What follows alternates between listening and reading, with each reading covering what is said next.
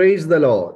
Aroma ടിവിയിലെ എല്ലാ മാന്യശ്രോതാക്കൾക്കും വേഗം വരുന്ന കർത്താവായ യേശു ക്രിസ്തുവിന്റെ നാമത്തിലെ വന്ദനത്തെയും സ്വാഗതത്തെയും അറിയിക്കുന്നു. അനുഗ്രഹീതവും മനോഹരവുമായ നല്ല നിമിഷങ്ങൾക്കായി, നല്ല ദിവസത്തിന്റെ ഈ നല്ല അവസരത്തിനായി കർത്താവിന് സ്തോത്രം ചെയ്യുകയാണ്. അരോമ ടിവിയിലെ പ്രേക്ഷകരോടൊപ്പം അനുഗ്രഹീതവും വ്യത്യസ്തവുമായ ജീവിതാനുഭവങ്ങൾ സാക്ഷ്യവുമായി ഞങ്ങൾക്ക് ആയിരിക്കുന്നതിൽ വളരെ സന്തോഷമുണ്ട്. ഇന്ന് നമ്മുടെ ക്ഷണം സ്വീകരിച്ച് നമ്മോടൊപ്പം സാക്ഷ്യം പങ്കുവയ്ക്കുന്നതിന് കർത്താവിന്റെ ദാസി ഏലിയാമ ടി വി എന്ന് പറയുന്ന കർത്താവിന്റെ ദാസിയാണ് ജോയിൻ ചെയ്തിരിക്കുന്നത്.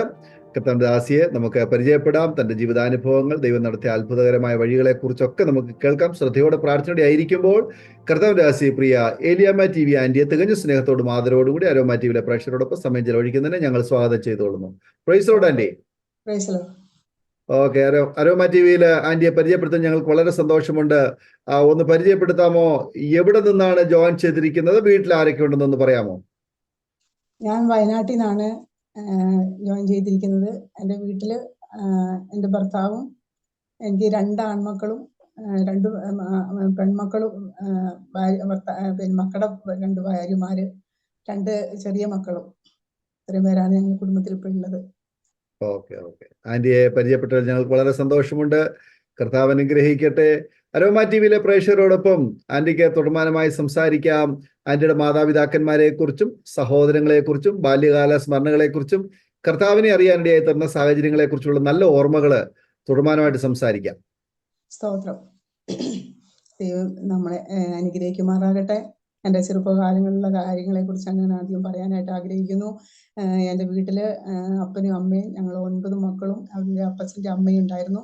അങ്ങനെ ഞങ്ങൾ ചെറുപ്പകാലങ്ങളൊക്കെ വലിയ കുഴപ്പമില്ലാതെ സന്തോഷത്തോടെ സമാധാനത്തോടെ ജീവിച്ചു. എൻ്റെ അപ്പച്ചൻ അല്പം മദ്യപാനിയായിരുന്നെങ്കിലും വഴക്കോ പ്രശ്നങ്ങളോ ഒന്നും കുടുംബത്തിൽ ഉണ്ടാകാറില്ല. ഞങ്ങളുടെ മക്കളെയൊക്കെ എല്ലാവരെയും നല്ലപോലെ സ്നേഹിക്കുകയും കരുതുകയും ചെയ്ത ഒരു അപ്പച്ചനായിരുന്നു എൻ്റെ അപ്പച്ചൻ. എൻ്റെ അമ്മ ഇപ്പോഴും ജീവിച്ചിരിക്കുന്നുണ്ട്. 93 വയസ്സായി. എന്നെക്കാളും ആരോഗ്യത്തോടെ എഴുന്നേറ്റ് ഓടി നടക്കുന്ന ഒരു അമ്മച്ചിയാണ് എൻ്റെ അമ്മ. എപ്പോൾ വിളിക്കുമ്പോഴും മോളെ എപ്പോഴും കർത്താവ് വരാറായി, നീ ആർക്കെങ്കിലും ആരോടും വഴക്കായിരിക്കരുത് എന്നുള്ള ഉദ്ദേശത്തോടെ ഇപ്പോഴും എൻ്റെ അമ്മ ഇന്നലെ എന്നെ വിളിച്ചായിരുന്നു. അങ്ങനെ വലിയ സന്തോഷത്തോടെ ഇപ്പോൾ അമ്മ ആയിരിക്കുന്നത്. പിന്നെ ഞങ്ങൾ കുടുംബമായിട്ട് ഇവിടെ സമാധാനത്തോടെ ജീവിക്കുന്നു.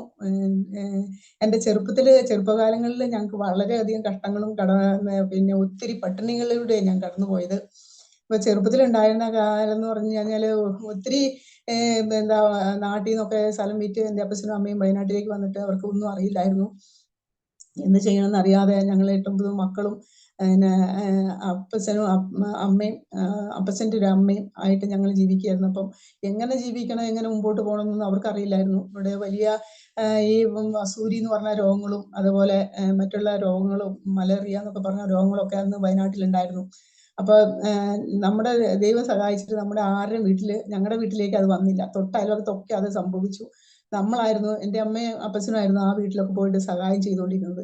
അപ്പം ആരും അങ്ങനെ ഈ വസൂരിയൊന്നും വന്ന വീട്ടിലേക്കൊന്നും ആരും പോകില്ലായിരുന്നു. എൻ്റെ അപ്പച്ചനും അമ്മയും അവിടെയൊക്കെ പോയി അവരെയൊക്കെ നന്നായിട്ട് സ്നേഹിക്കുകയും അവരെ കരുതുകയും അവരെ ശുശ്രൂഷിക്കുകയും എല്ലാം ചെയ്തുകൊണ്ടിരുന്നു. അങ്ങനെ ഒരു നാളുകൾ ഞങ്ങളുടെ ജീവിതത്തിൽ കടന്നുപോയി. പിന്നീട് വന്ന സമയത്തൊക്കെ ഞങ്ങളുടെ ആ വീട്ടുകാർ ഞങ്ങളെ സഹായിക്കാൻ ഇടയായി തീർന്നു. അവർക്ക് നല്ല കഴിവുള്ള ഒരു മുതലാളിമാരായിരുന്നു ഞങ്ങളുടെ തൊട്ടയൽവക്കമുള്ളവരാ. അങ്ങനെ അവര് ഞങ്ങൾക്ക് വേണ്ട ആഹാരങ്ങളും ഞങ്ങൾക്ക് വേണ്ട കാര്യങ്ങളെല്ലാം അവർ ഞങ്ങൾക്ക് ചെയ്തു തന്നു. അങ്ങനെ ഒരു വലിയ കാര്യങ്ങൾ ഞങ്ങൾ അവരെ ചെയ്തുകൊണ്ട് അവർ ഞങ്ങൾക്കും അങ്ങനെയുള്ള നല്ല ഉപകാരം ചെയ്യേണ്ട ആളുകൾ ഞങ്ങളുടെ ജീവിതത്തിലുണ്ടായി. അതെല്ലാം കടന്നുപോയി.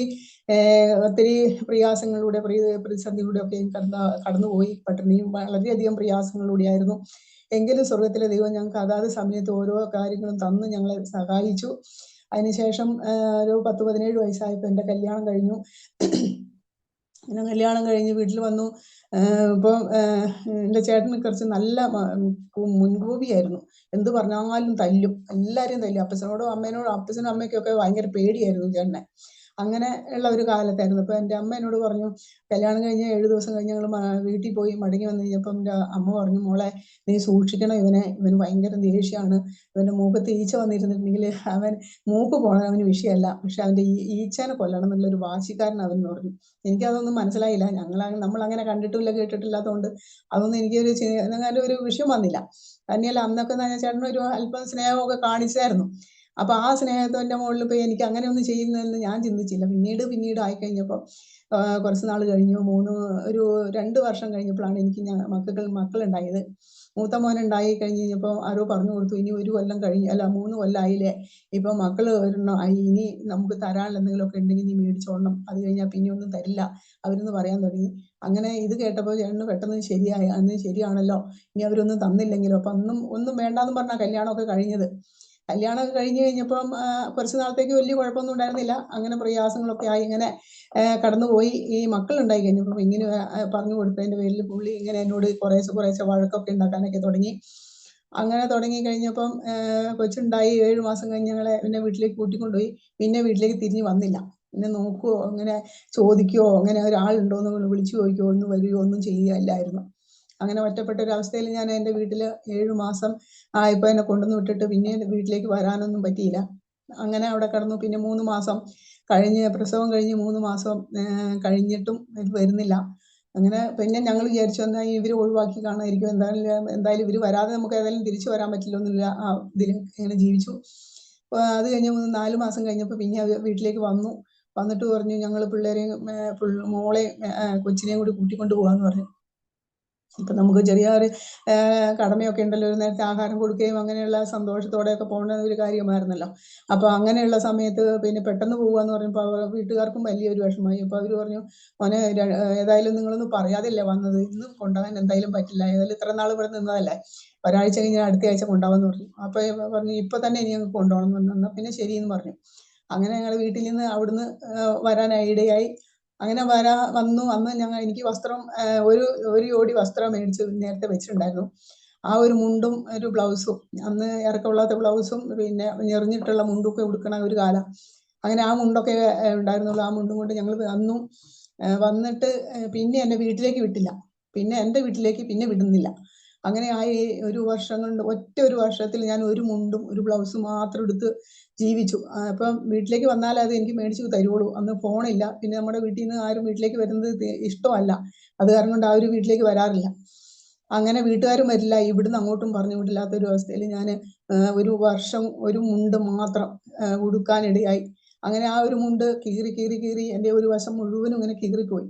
നേരം തൊട്ടയൽവക്കത്തുള്ള ഒരു അമ്മച്ചി പറഞ്ഞു, എന്നെ മോളെ നീ ഇങ്ങനെയുള്ള മുണ്ട് ഉടുത്ത് നീ ഇങ്ങനെ വരരുത്, നീ 2-3 ദിവസം വെള്ളത്തിന് വരാതിരിക്കുമ്പോൾ ഞങ്ങൾ അങ്ങോട്ട് ചോദിച്ചു വരാം, ഇവിടുത്തെ പെണ്ണ് എന്തേ എന്ന് ചോദിച്ച് ഞങ്ങൾ അങ്ങോട്ട് വരും. അങ്ങോട്ട് വരുമ്പോൾ മോൾ ഇറങ്ങി വന്ന് പറയണം, എനിക്ക് ഉടുക്കാൻ മുണ്ടില്ലാത്തതുകൊണ്ട് അമ്മേ ഞാൻ വരാത്തേന്ന് എൻ്റെ മോള് പറഞ്ഞാൽ മതി, അപ്പൊ മോക്ക് ഇതിനൊരു തീരുമാനം ഉണ്ടാവും അമ്മ പറഞ്ഞു തന്നു. അങ്ങനെ ഞാൻ അങ്ങനെ ഇരുന്നു. അത് കഴിഞ്ഞിട്ട് പിന്നെ ഞാനങ്ങനെ പോവാതൊന്നും ഇരുന്നില്ല. കാരണം തുണി ഇല്ല എന്ന് പറഞ്ഞിട്ടും കാര്യമില്ല, വെള്ളത്തിന് പോയില്ലെങ്കിൽ വഴക്ക് പറയും. അപ്പൊ നമുക്ക് കുളിക്കാൻ 8 ദിവസത്തിൽ ഒരു പ്രാവശ്യം കുളിക്കാൻ സമ്മതിക്കുള്ളൂ. ഒരു ദിവസം എല്ലാ ദിവസവും കുളിക്കാൻ സമ്മതിക്കില്ല. ഞങ്ങളുടെ വീട്ടിലൊക്കെ എല്ലാ ദിവസവും എന്നും കുളിക്കേണ്ടതാണ്. അപ്പോൾ 8 ദിവസത്തിൽ ഒരു പ്രാവശ്യം കുളിക്കാന്ന് പറഞ്ഞപ്പോൾ എനിക്ക് ഭയങ്കര വിഷമായി. ഞാൻ പറഞ്ഞു ഈ കുഞ്ഞു വെച്ചുള്ളതാണ്, അവൻ മൂത്രം ഒഴിക്കുക അപ്പിടുകയൊക്കെ ചെയ്യും, എൻ്റെ മേല് നാറും, എനിക്കിങ്ങനെ കുളിക്കാതൊന്നും ഇരിക്കാൻ പറ്റില്ല. രാവിലെ 7 മണി മുതൽ വെള്ളം ചുമന്നതിൽ 9:30 10 മണി വരെ ഞങ്ങൾ 4 പേര് നിന്ന് വെള്ളം ചുമക്കും. ആ കൊണ്ടുവരുന്ന വെള്ളം ഒന്നും എനിക്ക് ഒരു വെള്ളം എടുത്ത് കുളിക്കാനൊന്നും സമ്മതിക്കില്ല ഇവര്. അങ്ങനത്തെ വളരെ കഷ്ടങ്ങളിലൂടെ ജീവിച്ചു. അത് കഴിഞ്ഞ് പിന്നെ ഇപ്പൊ ചേട്ടൻ എന്നോട് പറഞ്ഞു, അവര് പ്രാർത്ഥനയ്ക്ക് കയറുമ്പോൾ നീ ഒരു കാര്യം ചെയ്താൽ ഈ ഒരു വെള്ളം ചൂടാക്കി കൊണ്ടുവരണം, അപ്പൊ എനിക്ക് കുളിമുറിയിൽ നിന്ന് കുളിക്കാൻ, ഞാനിവിടെ മുറ്റത്ത് നിന്ന് കുളിച്ചോളാം, അങ്ങനെ പറയാനിടയായി. അങ്ങനെ ഞങ്ങൾ പിന്നെ അങ്ങനെ കുളിക്കാൻ തുടങ്ങിയപ്പോൾ പിന്നെ ഭയങ്കര വഴക്കായി. ചേട്ടൻ വൈകുന്നേരം വരെ രാവിലെ മുതൽ പണിയെടുക്കും. വീട്ടിലെ പണിയാണ്, പുറത്തൊന്നും പണിക്ക് പോകാറില്ല. വീട്ടിലുള്ള പണി കപ്പ നടല്, ഇഞ്ചി, ചേന അങ്ങനെയുള്ള സാധനങ്ങളൊക്കെ നടല്, പിന്നെ കാപ്പി പൊടി, കുരുമുളക് അങ്ങനെയുള്ള കാര്യങ്ങളൊക്കെ ചെയ്യും. അപ്പൊ എന്നോട് രാത്രി ചെയ്യുമ്പോൾ ചേട്ടൻ ടൗണിലേക്ക് പോകും. ഒരു 4:30-5 മണിയാകുമ്പോൾ കുളി കഴിഞ്ഞ് പുള്ളി പോകും. അപ്പൊ പിന്നെ വീട്ടില് ഞാൻ മാത്രമേ ഉള്ളൂ. അപ്പൊ എന്നോട് ഇങ്ങനെ ഈ അമ്മ ഇങ്ങനെ ഭയങ്കര പ്രശ്നങ്ങൾ ഉണ്ടാക്കും. എന്നിട്ട് എന്നോട് പറഞ്ഞു, നിനക്ക് എണ്ണയും സോപ്പും തരാനൊന്നും ഇവിടെ നിന്റെ കെട്ടിയോൻ ജോലിക്കൊന്നും പോണില്ല, നീയും ജോലിക്ക് പോകുന്നില്ല, അത് കാരണം കൊണ്ട് ഇവിടെ എണ്ണയും സോപ്പൊന്നും ഇല്ല കുളിക്കാൻ. അതുകൊണ്ട് 8 ദിവസത്തിൽ ഒരു പ്രാവശ്യം കുളിച്ചാൽ ഞങ്ങൾ ശനിയാഴ്ച ഒരു ദിവസം കുളിക്കാം, പിന്നെ അടുത്ത ശനിയാഴ്ച കുളിക്കാം, അങ്ങനെ പറഞ്ഞു. ഞങ്ങളൊക്കെ കല്ലിട്ടിട്ട് തേച്ചുകൊണ്ടാണ് ഞങ്ങൾ കുളിച്ചുകൊണ്ടിരുന്നത് ഇത്ര കാലം. അപ്പൊ ഞാൻ അതിനൊന്നും മറുപടി പറഞ്ഞില്ല. കാരണം നമ്മൾ എന്തെങ്കിലും മറുപടി പറഞ്ഞാൽ അതിനെതിരെ അവർ സംസാരിക്കുമല്ലോ. അതുകൊണ്ട് ഞാനൊന്നും മിണ്ടിയില്ല. അപ്പൊ ഞാൻ ദൈവത്തോട് പറഞ്ഞു, ദൈവമേ എന്ത് ചെയ്യും, എങ്ങനെ കുളിക്കാതിരിക്കും, മണത്തിട്ടും നാറിയിട്ടും ജീവിക്കാൻ പറ്റുമോ, കിടന്ന് ഉറങ്ങാൻ പറ്റുമോ, അങ്ങനെയൊക്കെ ഞാൻ ചിന്തിച്ചു. എന്നാലും ഞാൻ ചേട്ടനോട് പറഞ്ഞപ്പോൾ ചേട്ടൻ അന്ന് അത് സമ്മതിച്ചു. അങ്ങനെ കുളിക്കാനൊക്കെ ഇടയായി. അപ്പം ഞാൻ ഈ അമ്മ ഉച്ചയ്ക്ക് എവിടെയെങ്കിലും പോകും, ബാക്കിയുള്ളവരെല്ലാവരും ജോലിക്കും അതിനൊക്കെ പോകും, ഞാൻ തന്നെ വീട്ടിലുണ്ടാവുള്ളൂ. അപ്പം ഞാൻ ഒരു അമ്മ അവിടെ തൊട്ടടുത്തൊരു കടയുണ്ട്, കുഞ്ഞിരാമൻ നായരുടെ പേര്. ആ ചേട്ടൻ്റെ കടയിൽ പോയിരുന്ന് അവിടെയുള്ള ചേച്ചിനോട് കുറേ നേരം വർത്താനം പറയും, എൻ്റെ കുറ്റമൊക്കെ ഇങ്ങനെ പറഞ്ഞുകൊണ്ട് അവിടെ ഇരിക്കും. അപ്പം എനിക്കൊരു അവസരമാണല്ലോ ഇത്, പോണ സമയത്ത് ഞാൻ വേഗം ഒരു തോർത്തുമുണ്ട് മാത്രം ഉടുക്കും, ഒരു തോർത്തുമുണ്ടേ ഉള്ളൂ. ആ ഒരു തോർത്തുമുണ്ട് കൊടുത്തിട്ട് ഈ മുണ്ട് അലക്കിയിട്ട് വെറും മണ്ണിൽ നിലത്തങ്ങ് വിരിച്ചിടും. നിലത്ത് വിരിച്ചിട്ടിട്ട് പിന്നെ അത് അമ്മ അവിടുന്ന് വരണത് കാണാം. അപ്പൊ അമ്മ വരണേന് മുമ്പ് വരുന്നുണ്ടോ എന്ന് നോക്കി ജനലിൽ നോക്കിക്കൊണ്ടിരിക്കും. വരണം നോക്കി അടുത്ത താറാകുമ്പോഴത്തേക്ക് ഞാൻ ഈ തുണി ഓടിച്ചെന്ന് എടുത്തുകൊണ്ട് വന്നിട്ട് ബാത്റൂമിൽ പോയി തുണി മാറും. അപ്പൊ ഇത് അലക്കിയതൊന്നും ഇവർ അറിയുന്നില്ല. അങ്ങനെ ഞാൻ കുറച്ച് നാൾ അങ്ങനെ ജീവിച്ചു. പിന്നീട് ഇവര് 6 മാസത്തിൽ ഒരു പ്രാവശ്യം ഡ്രസ്സ് എടുക്കാനൊക്കെ പോകും. അപ്പൊ ഞാൻ വിചാരിക്കും എനിക്കെങ്കിലും ഓർണം എന്തെങ്കിലും കൊണ്ടുവരുമായിരിക്കും എന്ന് വിചാരിച്ച് ഞാൻ ഇരിക്കും. പക്ഷെ ഇവര് വന്നു കഴിയുമ്പോൾ ഇവരുടെ 5 മക്കൾക്കും പെൺമക്കൾക്കും എല്ലാം ഡ്രസ്സൊക്കെ മേടിച്ചിട്ടുണ്ടാവും. എനിക്ക് ഒരു തോർത്തുകൊണ്ട് പോലും കൊണ്ടു തരില്ല. അപ്പൊ ഞാൻ ഇങ്ങനെ കരയും, ദൈവമേ എൻ്റെ വീട്ടിലേക്ക് എന്നെ ഒന്ന് വിട്ടായിരുന്നു, എനിക്ക് കിട്ടുമായിരുന്നല്ലോ, എൻ്റെ അമ്മേനോട് പറഞ്ഞു കൊണ്ട് തരുമായിരുന്നല്ലോ എന്ന് ഇങ്ങനെ ചിന്തിക്കാറുണ്ട്. അപ്പം അങ്ങനെ ജീവിച്ചു വന്നിട്ടും പിന്നെ എൻ്റെ കെട്ടിയവൻ പോലും ആ ഒരു അവസ്ഥയിലേക്ക് മാറിയില്ല. എന്താ വെച്ചാൽ ഇവക്ക് വസ്ത്രമില്ലല്ലോ, എന്നാൽ ഇവക്ക് ഓർമ്മ മേടിച്ചുകൊണ്ട് അത് എൻ്റെ ചേട്ടൻ പോലും അങ്ങനെ ചിന്തിച്ചില്ല. അതൊക്കെ എൻ്റെ ജീവിതത്തിൽ വളരെയും വേദനയും സങ്കടങ്ങളും ഒക്കെ ആയിരുന്നു. പിന്നീട് അത് കഴിഞ്ഞ് പിന്നെ ആ കാലങ്ങളങ്ങ് കഴിഞ്ഞുകൂടി.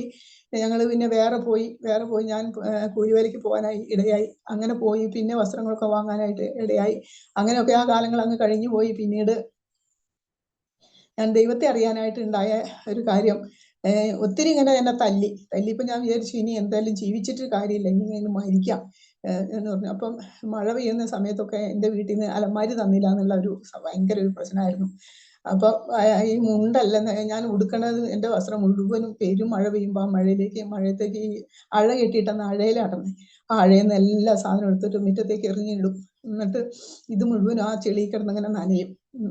ചേട്ടൻ പോയി കഴിയുമ്പോൾ ഞാനത് എടുത്തുകൊണ്ടുവന്ന് അലുമ്പി എടുത്തിട്ട് പിന്നെ ഉണക്കും. അങ്ങനെ എടുത്ത് അത് എവിടെയും വെക്കാൻ പറ്റില്ല, എവിടെയും വെക്കാൻ പറ്റില്ല. ഞാൻ എവിടെ നിൽക്കപ്പോൾ പറഞ്ഞു, എന്നോട് പറയണേ, നിന്റെ അപ്പൻ സമ്പാദിച്ച മുതലൊന്നും ഇവിടെ ഇല്ല, ഇത് സ്ഥലവും നിൻ്റെതല്ല, നീ വീടും നിൻ്റെതല്ല, അപ്പൊ നീ ഇവിടുന്ന് ഇറങ്ങിപ്പോണം എന്നോട് പറഞ്ഞു. അപ്പൊ ഞാൻ എങ്ങോട്ട് പോകും? അപ്പൊ ഒരു ആണാണെങ്കിൽ ഏതിലെങ്കിലും പോവാ, എങ്ങനെയെങ്കിലും ജീവിക്കാമെന്നൊക്കെ നമുക്ക് ചിന്തായി ഉണ്ടാവും. പക്ഷെ അങ്ങനെ ഞാൻ എവിടേക്ക് പോകണം, എന്ത് ചെയ്യണം എന്നൊന്നും ഒരു ചിന്തയില്ല. അങ്ങനെ ഞാൻ എവിടേക്ക് പോകണം എന്നൊരു അറിവില്ലാണ്ട് ഞാൻ ഭാരപ്പെട്ടു. അങ്ങനെ ഞാൻ പിന്നെ തല്ല് തന്നെ അങ്ങ് നേരിട്ട് കളയാം എന്ന് വിചാരിച്ചു. ഇനി എന്ത് തന്നാലും എന്ത് വന്നാലും തല്ലാണല്ലോ ഉണ്ടാവുള്ളൂ. അപ്പം ആ തല്ലിന് നേരിടാന്നുള്ള ചിന്തയിൽ ഞാൻ അങ്ങനെ നിന്നു.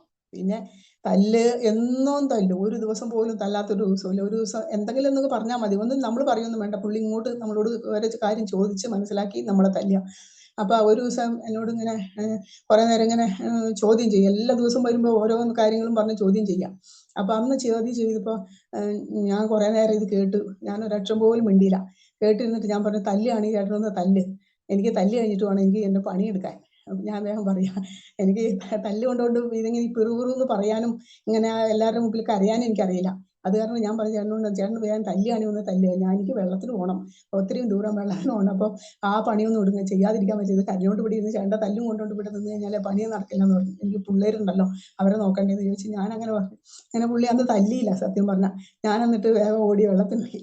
അങ്ങനെ വെള്ളമൊക്കെ കൊണ്ടുവന്ന് വീട്ടിൽ കൊണ്ടുവന്ന് കഞ്ഞിയും കറിയും എല്ലാം വെച്ച് എല്ലാ പരിപാടിയൊക്കെ കഴിഞ്ഞു. എനിക്ക് പിന്നെ കരയണം. അപ്പൊ ഞാനിങ്ങനെ വിചാരിച്ചു, കരഞ്ഞുകൊണ്ടിരുന്ന് കഴിഞ്ഞാൽ ഈ തല്ല് കൊണ്ടിട്ട് വേദന സഹിക്കാൻ പറ്റാത്തതുകൊണ്ട് ഞാൻ ഇങ്ങനെ വിചാരിച്ചു കുറച്ചു നേരം ഇരുന്ന് കരയാം എന്ന് വിചാരിച്ചു. അപ്പൊ ഞാൻ വിചാരിച്ചേ കുറച്ചു നേരം ഇരുന്ന് കരഞ്ഞു കഴിഞ്ഞാൽ നേരം രാത്രി വെള്ളത്തിന് പോകണം. അപ്പൊ ഞാൻ വിചാരിച്ചു കരച്ചിലൊക്കെ പിന്നെ കരയാം, ഓടിച്ചെന്ന് വെള്ളം കൊണ്ടുവന്ന് വേഗം പെട്ടെന്ന് പണിയെല്ലാം കഴിച്ചിട്ട് ഒരു കൊരണ്ടിയൊക്കെ ഇട്ടിരുന്നിട്ട് കുറച്ചു നേരം ഇരുന്ന് കരയണമൊക്കെ വിചാരിച്ചു. ഞാനങ്ങനെ പെട്ടെന്ന് എല്ലാ പണിയൊക്കെ കഴിച്ച് എല്ലാ പണിയും കഴിഞ്ഞിട്ട് കൊരണ്ടിയൊക്കെ ഇട്ടിരുന്ന് കരയാനിരിക്കുക. എനിക്ക് കരച്ചിൽ വരുന്നില്ല. അപ്പൊ എനിക്ക് ഭയങ്കര സങ്കടമായി. നേരം ഒന്ന് കരഞ്ഞാൽ മതിയായിരുന്നു, കരയാത്തതുകൊണ്ട് ഭയങ്കര സങ്കടം, ചങ്ക് പൊട്ടുക. അപ്പം അന്ന് അങ്ങനെയും കഴിഞ്ഞില്ല. പിന്നെ അത് കഴിഞ്ഞ് കാര്യങ്ങളെല്ലാം ചെയ്ത് പിറ്റേ ദിവസം കൂലിവേലയ്ക്ക് പോകണം. രാവിലെ 7:30 ആകുമ്പോഴത്തേക്കും എല്ലാ പണിയും കഴിച്ചിട്ട് പിന്നെ തോട്ടത്തിൽ ഹാജരാകണം. നമ്മൾ അവിടെ റൂളിന് നിൽക്കണം. ആ റൂളിന് 7:30 എത്തിയില്ലെങ്കിൽ പിന്നെ നമുക്കന്ന് ജോലി എടുക്കാൻ പറ്റില്ല. അപ്പൊ അങ്ങനെ റൂള് കഴിയും. അപ്പൊ അങ്ങനെ ഞങ്ങൾ 7:30 തന്നെ പെട്ടെന്ന് എല്ലാവരും ഞങ്ങൾ കുറെ പേരുണ്ട്, ഞങ്ങളിൽ ഒന്നിച്ച് ഓടും, നടക്കൊന്നുമില്ല, ഓടി അവിടെ ചെന്ന് ജോലി ചെയ്തും. ഉച്ചയ്ക്ക് ചോറുണ്ടാകാനൊന്നും ഞങ്ങൾക്ക് സമയമില്ല. ഉച്ചയ്ക്ക് ചോറുണ്ടായിരിക്കുന്ന സമയത്ത് എല്ലാവരും ചോറുണ്ട സമയത്ത് ഞങ്ങൾ വിറകോ അല്ലെങ്കിൽ പുല്ലോ കൊണ്ടുവരും. അപ്പൊ വീട്ടിൽ 2 പശുക്കളുണ്ട്. ഈ പശുക്കളെ നോക്കണം, അതുങ്ങളുടെ ചാണകം കോരണം, അടിച്ചു വാരണം, അതുങ്ങളെ കുളിപ്പിക്കണം, ഈ പണി എല്ലാം ചെയ്യണം ഞാൻ. അപ്പോൾ ഇതെല്ലാം ആയപ്പോൾ എനിക്ക് വളരെ വിഷമമായി. ഈ വഴക്കും എന്നും ഈ അടിയൊക്കെ ആയി കഴിഞ്ഞപ്പോൾ ഇനി എന്തായാലും മരിച്ചു കളയാം വിചാരിച്ചു. മരിക്കാൻ എങ്ങനെ ചെയ്യണം എന്നൊക്കെ വെച്ചാൽ രാത്രി മുഴുവനും ഓർക്കും ഏതെങ്കിലും ഒരു മരത്തെ കയറി തൂങ്ങിച്ചാവാം. ഇപ്പോൾ തൂങ്ങണേ എങ്ങനെയാണെന്നൊന്നും അറിയില്ല. അപ്പോൾ വിചാരിച്ചു. അപ്പം ഓരോരുത്തർ പറഞ്ഞു ഈ വേലിക്കമ്പേ തൂങ്ങിയിട്ട് ഇന്നലെ ഒരാൾ മരിച്ചു എന്നൊക്കെ ഇങ്ങനെ പറഞ്ഞിട്ടു. അപ്പം ഞാൻ ഈ വേലിക്കമ്പേ തൂങ്ങിയാൽ ഇങ്ങനെ മരിക്കാന്നൊക്കെ എൻ്റെ ചിന്ത. പിന്നെ ഞാൻ വിചാരിച്ചു അങ്ങനെ തൂങ്ങി മരിക്കണ്ട, അതിന് വല്ല വിഷം എന്തെങ്കിലും കുടിക്കാം. അപ്പം അതിനുള്ള പദ്ധതിയൊക്കെ ഒരുക്കി കുറച്ച് ഉറക്കഗുളിയൊക്കെ മേടിച്ചുകൊണ്ട് വന്ന് വെച്ചാൽ ഞാൻ തലയണേൻ്റെ അടിയിൽ വെച്ചു. അങ്ങനെ ഇരുന്ന് കുറച്ച് നാൾ ഇങ്ങനെ കഴിഞ്ഞപ്പം എന്നോട് ആരോ ഇങ്ങനെ പറഞ്ഞു, മരിക്കരുത് നീ, ഇത് മരിക്കില്ല, ഈ പിന്നെ ഗുളികേൻ്റെ വീര്യം തീർന്നു പോയി, ഇനി അത് കഴിച്ചിട്ട് കാര്യമില്ല, മരിക്കില്ല എന്ന് പറഞ്ഞു. അപ്പൊ പിന്നെ എനിക്ക് ആ ഒരു വിഷയം അതങ്ങ് വിട്ടു. പിന്നെ ഞാൻ ഇങ്ങനെ അയൽപത്തൊരു വിഷയം ഉണ്ടായപ്പം അവരൊരു 1/2 കിലോ കുരുള മേടിച്ചുകൊണ്ടെന്ന് വെച്ചു. അപ്പൊ ആ കുരുള മേടിച്ചുകൊണ്ടെന്ന് വെച്ചാൽ ആ കുരുള എൻ്റെ കയ്യിൽ കിട്ടി. അവരുടെ വീട്ടിൽ പ്രശ്നങ്ങളൊക്കെ ഉണ്ടായപ്പോൾ അത് എടുത്ത് എറിഞ്ഞത് എൻ്റെ കയ്യിലേക്കാണ് അത് വന്ന് വീണത്. ഞാനത് എനിക്ക് വലിയ സന്തോഷമായി. ഏതായാലും നല്ലൊരു അവസരം കിട്ടിയല്ലോ എന്നോർത്ത് ഞാൻ ആ കുരുട എടുത്തുകൊണ്ട് വന്നിട്ട് ഈ കൊടി കുരുമുളക് വള്ളിൻ്റെ ചോട്ടിൽ മാന്തി കുഴിച്ച് അവിടെ ഇട്ടു, പാക്കറ്റോട് കൂടിയാ.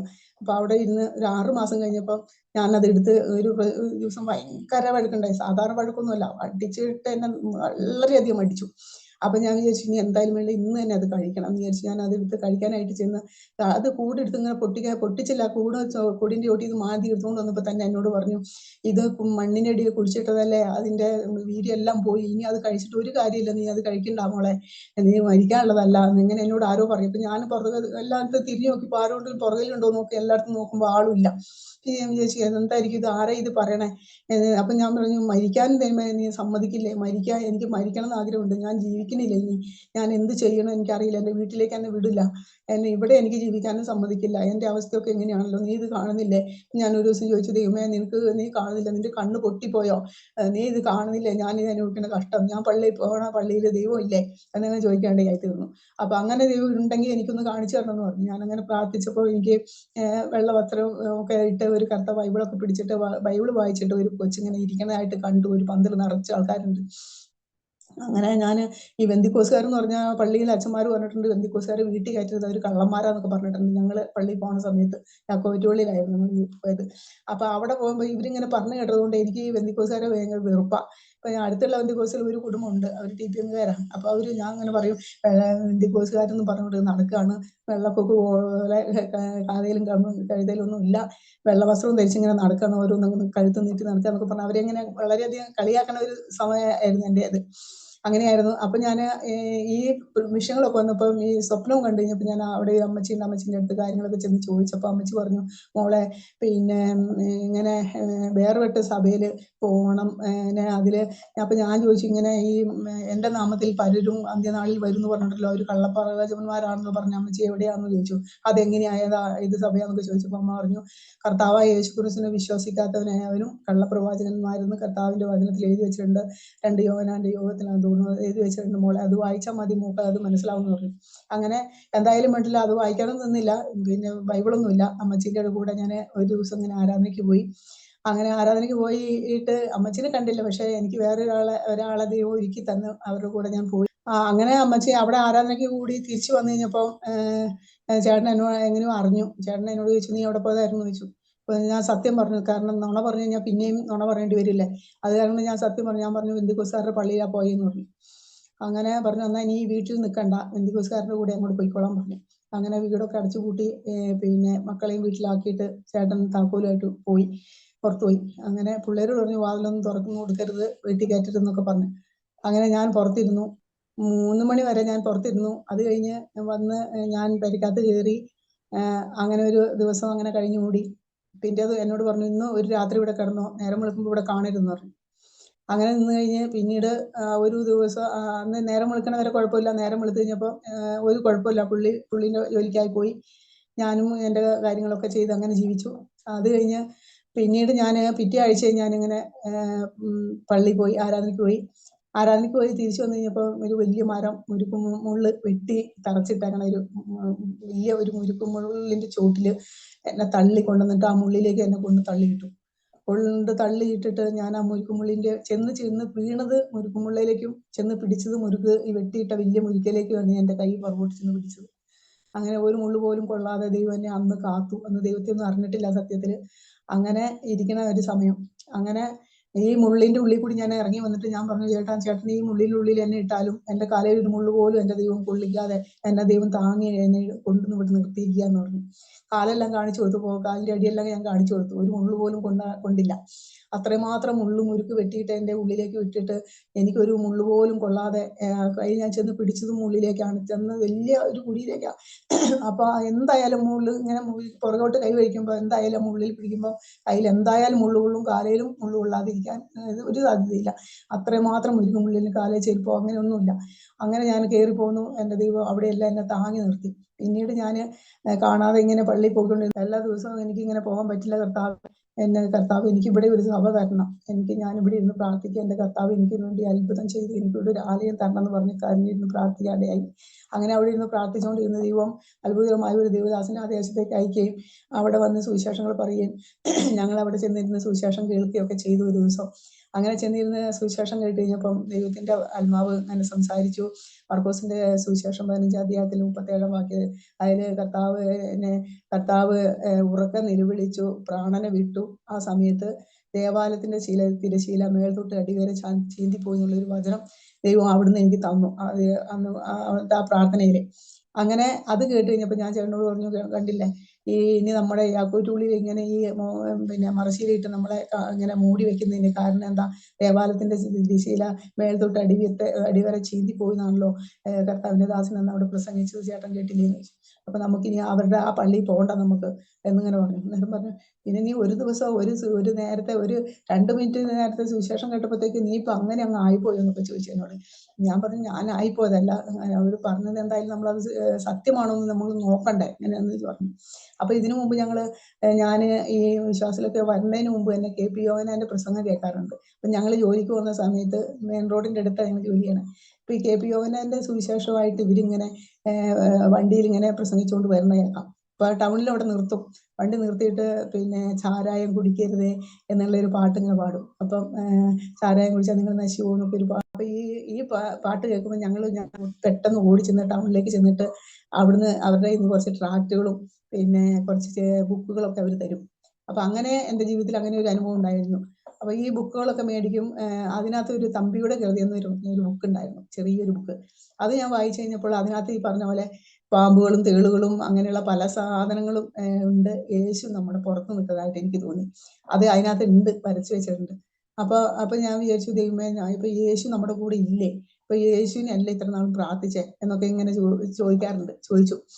അങ്ങനെ അങ്ങനെ ഇരുന്ന് കഴിഞ്ഞപ്പം പിന്നെ ഞാനിങ്ങനെ ആ ചെറിയ ബുക്കൊക്കെ ഇങ്ങനെ വായിക്കും. അവരെല്ലാവരും ഉച്ചയ്ക്ക് ചോറിനിട്ട് അങ്ങനെ ഇരിക്കുന്ന സമയത്ത് അവരെല്ലാവരും ലോകകാര്യങ്ങളൊക്കെ പറഞ്ഞ് ഇങ്ങനെ സിനിമ കഥയൊക്കെ പറഞ്ഞ് ഞങ്ങളുടെ കൂടെ പണിയെടുക്കുന്നവരും അവിടുത്തെ മുതലാളിച്ചിയൊക്കെ ഇങ്ങനെ പറഞ്ഞുകൊണ്ടിരിക്കും. പക്ഷെ ഞാൻ അന്നേരം ഇതൊക്കെ വായിച്ചുകൊണ്ടിരിക്കുമ്പോൾ ഈ മുതലാളി എന്നോട് പറയും, പിന്നെ ഏലിയാമ്മ ഇപ്പൊ ഉടലോടെ സ്വർഗത്തിൽ പോകുന്ന തോന്നണേ.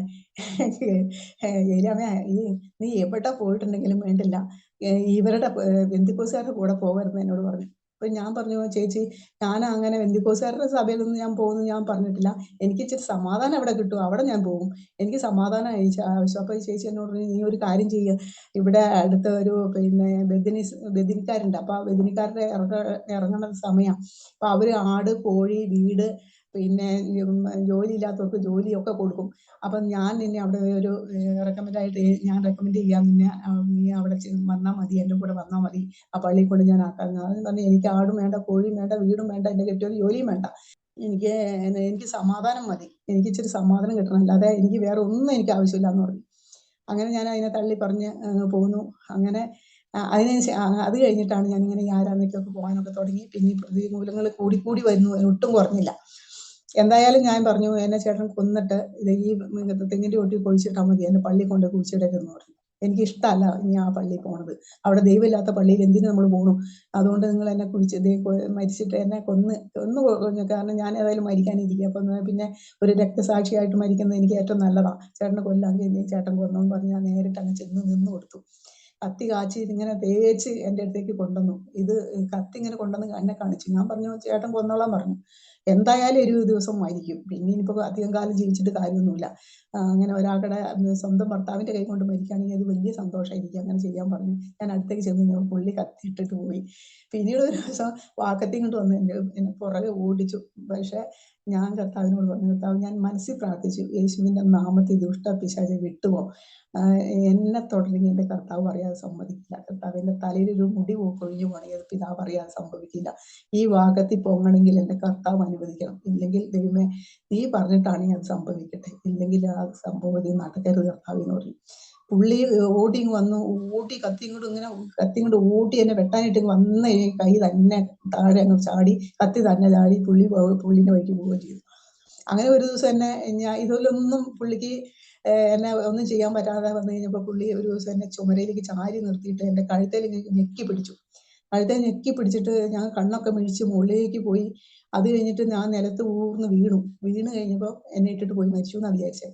ഇട്ടിട്ട് പോയിട്ട് അന്ന് വന്നില്ല. പിറ്റേ ദിവസമാണ് വന്നത്. അന്ന് എവിടെയാ താമസിച്ചെന്ന് അറിയില്ല. പിറ്റേ ദിവസം രാവിലെ വന്നു. പിറ്റേ ദിവസം വന്നപ്പോൾ ഞാനൊരു കുഴപ്പമില്ല, ഞാൻ അടിച്ചു വാരി പാത്രമൊക്കെ തേച്ച് കഴിഞ്ഞ് ചോറും കറിയൊക്കെ ഉണ്ടാക്കി എല്ലാ പരിപാടിയൊക്കെ ചെയ്ത് വെച്ചു.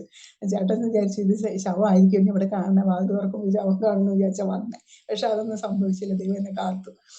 അങ്ങനെ എന്നോട് പറഞ്ഞു, നിന്നെ ഇത്രയും ഉപദ്രവിച്ചിട്ട്. അപ്പൊ യേശുവിനോട് ചോദിച്ചതല്ലോ, യേശുവിനോട് ഒരു ദിവസം അവർ ചോദിച്ചില്ലേ, നിന്നെ ഇതൊക്കെ ഇത്രയും മാത്രം നിന്നെ കുറ്റം വിധിച്ചിട്ടും നിനക്കൊന്നും പറയാനില്ലെന്ന് കർത്താവിനോട് ചോദിച്ചപ്പോൾ കർത്താവ് ഒരു അക്ഷരം പോലും മിണ്ടാതിരുന്നു. എന്ന് പറഞ്ഞാൽ ഞാൻ ഇതൊന്നും പറഞ്ഞിട്ടോ ഇതെന്തെല്ലാം ചെയ്തിട്ടും എന്നെ തല്ലിയിട്ടും എല്ലാം ചെയ്തിട്ടും ഞാനൊരു അക്ഷരം മിണ്ടുന്നില്ല. അപ്പൊ എൻ്റെ വായിൽ എന്നിങ്ങനെ ചുണ്ടയിൽ ഇങ്ങനെ പിടിച്ചിട്ട് എന്നെ അങ്ങ് അമർത്തിയിട്ട് പറഞ്ഞു, ഇത്രയൊക്കെ നിന്നെ ഇങ്ങനെ പറഞ്ഞിട്ടും ഇത്രയും നിന്നെ ചെയ്തിട്ടും നിനക്ക് നിന്റെ വായിൽ നാവില്ലേ, നിനക്ക് നാവില്ല, നിന്റെ നാവുണ്ടോ ഞാനൊന്ന് നോക്കട്ടെ എന്ന് പറഞ്ഞ് എന്നെ ചുണ്ടയിൽ ഇങ്ങനെ പിടിച്ച് ഇങ്ങനെ ഇതാക്കിയിട്ട് വളരെയധികം വേദനിച്ചു. പക്ഷെ ഞാനും എൻ്റെ നാവ് അനക്കാതിട്ടു, ഒരു അക്ഷരം പോലും മിണ്ടിയില്ല. അപ്പൊ ദൈവത്തിന്റെ വചനത്തിൽ ഇങ്ങനെ ഒരു വാക്യം വായിക്കുന്നുണ്ട്, നിന്റെ ക്ഷമ കൊണ്ട് നിന്റെ പ്രാണനെ നേടുന്നില്ല. അതിപ്പോഴാണ് അതൊക്കെ മനസ്സിലാക്കണേ, അല്ലാതെ അന്നൊന്നും അറിയില്ലായിരുന്നു. അങ്ങനെ പ്രാണനെ വാക്കുകൊണ്ട് നമ്മളൊരു വാക്കുപോലും മിണ്ടാതിരുന്നപ്പോൾ എൻ്റെ പ്രാണനെ ഞാൻ തന്നെ രക്ഷിക്കുകയായിരുന്നു എന്ന് എനിക്ക് പിന്നീട് മനസ്സിലായി. അങ്ങനെ ആ കാര്യങ്ങളെല്ലാം അങ്ങനെ കഴിഞ്ഞു പോയി. പിന്നീട് അവിടെ ഒരു ദൈവസഭ വന്നു. ദൈവമക്കളുടെ പ്രാർത്ഥന കൂട്ടായ്മ ഞങ്ങൾ 7 പേര് അന്ന് ഉണ്ടായിരുന്നുള്ളൂ. 4 സഹോദരന്മാരും ഞാനും എൻ്റെ ഭർത്താവും 2 മക്കളും. ഞങ്ങൾ ഇത്രയും പേര് അവിടെ ഇരുന്ന് ആരാധിച്ചു. പ്രാർത്ഥിക്കാൻ ദൈവം അവസരങ്ങൾ ഒരുക്കി തന്നു, ഒരു ആലയം തന്നു. അതിനകത്ത് പിന്നെ ഇപ്പോൾ ഒരു 150 കൂടുതൽ ആൾക്കാരുണ്ട് ഇപ്പോൾ സഭയിൽ. പിന്നീട് അത് കഴിഞ്ഞ് ആ സഭ മൂലം വേറൊരു 7 സഭയും കൂടി ദൈവസഭയിൽ ഞങ്ങൾക്ക് വയനാട്ടിൽ ദൈവം തരാൻ ഇടയായി തീർന്നു. അന്ന് ഞാൻ ഒറ്റയ്ക്ക് ഒരു സഹോദരി മാത്രം. അപ്പം ഞാൻ കർത്താവിന് പറഞ്ഞു, കർത്താവ് എനിക്ക് ഒരു സഹോദരിനെ എനിക്ക് കൂട്ടിന് തന്നെ കർത്താവെന്ന് പറഞ്ഞു. അങ്ങനെ ഇരുന്ന് പ്രാർത്ഥിച്ചു. കർത്താവ് ഇപ്പോൾ എനിക്ക് ഇത്രയും ദൈവമക്കളെ ദൈവം തരാനിടയായി തീർന്നു. അതുകൊണ്ട് എല്ലാവരും എന്നെ ആദിവിശ്വാസിയായിട്ട് കാണുന്നു. സഭയിൽ വലിയ സന്തോഷത്തോടെയൊക്കെയാണ് ഇരിക്കുന്നത്. എല്ലാ ആഴ്ച എനിക്ക് പിന്നെ ആരാധനയ്ക്ക് പോകാൻ കഴിയില്ല, കാരണം മുട്ടിന് വേദനയൊക്കെ ആയിട്ട് എനിക്ക് അല്പം നടക്കാൻ പറ്റില്ല. ഈ പെരയ്ക്കകത്തോട്ട് മാത്രമേ നടക്കാൻ പറ്റുള്ളൂ. അങ്ങനത്തെ ഒരു അവസ്ഥയിലൊക്കെയാണ് ഞാൻ ഇരിക്കുന്നു. അതിനിടയ്ക്ക് എൻ്റെ ഒരു വശം തളർന്നു പോയി. തളർന്നു പോയിട്ടും എല്ലാവരും പറഞ്ഞു ഇനി രക്ഷയില്ല, എഴുന്നേക്കില്ല എന്ന് പറഞ്ഞു. എന്നാൽ എൻ്റെ കർത്താവിനെ ആത്മാവ് എൻ്റെ പരിശുദ്ധാത്മാവിനാൽ തന്നെ എന്നെ ഉയർത്തി. 1992 ഞങ്ങൾ യേശുവിനെ രക്ഷകനും കർത്താവായിട്ട് സ്വീകരിക്കാനും സ്നാനപ്പെടാനും എല്ലാം ഇടയായി തീർന്നു. ഏപ്രിൽ മാസം 8-ാം തീയതി ആ വർഷം തന്നെ ഏപ്രിൽ മാസം 8-ാം തീയതി കർത്താവിനെ ജലത്തിൽ സ്നാനം വെക്കാനും എൻ്റെ കൂടെ ഉണ്ടായിരുന്ന ഞങ്ങളുടെ സഹോദരന്മാർ എല്ലാവരും എൻ്റെ അമ്മയടക്കം സ്നാനപ്പെട്ടു. അങ്ങനെ സ്നാനപ്പെട്ടതിന് ശേഷം 2 സഹോദരന്മാർ സുവിശേഷ വേലയ്ക്ക് പോയി. എൻ്റെ ഒരു അനിയത്തി സുവിശേഷ വേലയ്ക്ക് പോയി. അതിനുശേഷം എൻ്റെ 2 മക്കളും 3 വർഷം എൻ്റെ മൂത്ത മോൻ ബൈബിളോളജി പഠിക്കാനും ദേവദാസന്മാരോട് കൂടെ എപ്പോഴും ചേർന്ന് നടക്കാനിടയായി തീർന്നുകൊണ്ടിരിക്കുന്നു. പിന്നെ ഇളയ മോനും 3 വർഷം ബൈബിൾ കോളേജിൽ അവൻ പോയില്ല. പക്ഷേ മറ്റുള്ള കാര്യങ്ങളൊക്കെ സുവിശേഷ വേലയോടുള്ള കാര്യങ്ങളിലെല്ലാം മുന്നിൽ നിൽക്കുന്നു. അങ്ങനെ കാര്യങ്ങളെല്ലാം ചെയ്യുന്നു. പിന്നെ അത് കഴിഞ്ഞ് പിന്നെ ഒത്തിരി കാലങ്ങൾ ഞാൻ വളരെ കഷ്ടപ്പെട്ടു. എനിക്ക് ഉടുക്കാൻ തുണിയില്ലാണ്ടിരുന്ന്. എങ്കിലും ദൈവം എന്നെ ഇപ്പോൾ ഇഷ്ടംപോലെ എനിക്ക് വസ്ത്രം തന്നു. എൻ്റെ കർത്താവ് എന്നോട് പറഞ്ഞു, കർത്താവ് എൻ്റെ ആവശ്യങ്ങൾ ഞാൻ ദൈവത്തോട് ഞാൻ ഒരു മനുഷ്യനോട് ചോദിക്കില്ല. എൻ്റെ അനിയത്തി സുഖമില്ലാണ്ടായപ്പോൾ ഞാൻ കർത്താവിനോട് പറഞ്ഞു, ദൈവമേ അവളെ എങ്ങനെയെങ്കിലും സഹായിക്കണം, എന്ത് ചെയ്യും ഞാൻ, എനിക്ക് കൊടുക്കാൻ പൈസ ഇല്ലല്ലോ, എനിക്ക് ഒന്നും ചെയ്യാൻ കഴിയില്ലല്ലോ, എന്താ ഞാൻ ചെയ്യേണ്ടതെന്ന് ചോദിച്ചു. ഞാൻ ഒരു ദിവസം അങ്ങനെ ചേട്ടനോട് ചോദിച്ചപ്പോഴൊന്നും പൈസയൊന്നും തന്നില്ല. അപ്പം ഞാൻ ചേട്ടൻ ബാത്റൂമിൽ പോകുന്ന സമയത്ത് ഞാൻ ചേട്ടൻ്റെ പേഴ്സൊക്കെ പതുക്കെ എടുത്ത് നോക്കും. അപ്പോൾ അതിനകത്ത് നിറച്ചും പൈസയുണ്ട്. അപ്പോൾ ആ പൈസ എടുത്ത് ഞാൻ ആദ്യം ഒരു 200 രൂപ എടുത്തു. ആദ്യം 200 രൂപ കാണാതെ എടുത്തപ്പോൾ കണ്ടില്ല, അപ്പോൾ അറിഞ്ഞില്ല. അങ്ങനെ ഒരു പ്രാവശ്യം ഒരു 500 റുപ്യ എടുത്തു. പിന്നെ ഒരു ദിവസം ഒരു 1000 രൂപ എടുത്തു. അങ്ങനെ കുറച്ച് കുറച്ച് പൈസ കൂട്ടി കൂട്ടി ഇങ്ങനെ എടുക്കാതെ കട്ടെടുക്കാറ്. അപ്പം എനിക്ക് ഇങ്ങനെ എൻ്റെ മനസ്സിൽ ഭയങ്കര സങ്കടം. അപ്പൊ കർത്താവിനോട് പറഞ്ഞിട്ടാ ഇതൊക്കെ ചെയ്യണേ. അപ്പൊ ഞാൻ നമ്മുടെ പാസ്റ്ററോട് ഞാൻ ചോദിച്ചു, പാസ്റ്ററെ ഭർത്താവിന്റെ പണം ഭാര്യയ്ക്ക് എടുക്കാൻ അധികാരമില്ലേ പാസ്റ്റർ എന്ന് വെച്ചു. അപ്പൊ പാസ്റ്റർ പറഞ്ഞു എന്നോട്, ഭർത്താവിന്റെ പൈസ എടുക്കണേന് കുഴപ്പമൊന്നുമില്ല, അത് ചോദിച്ചിട്ടാണെന്ന് പറഞ്ഞു.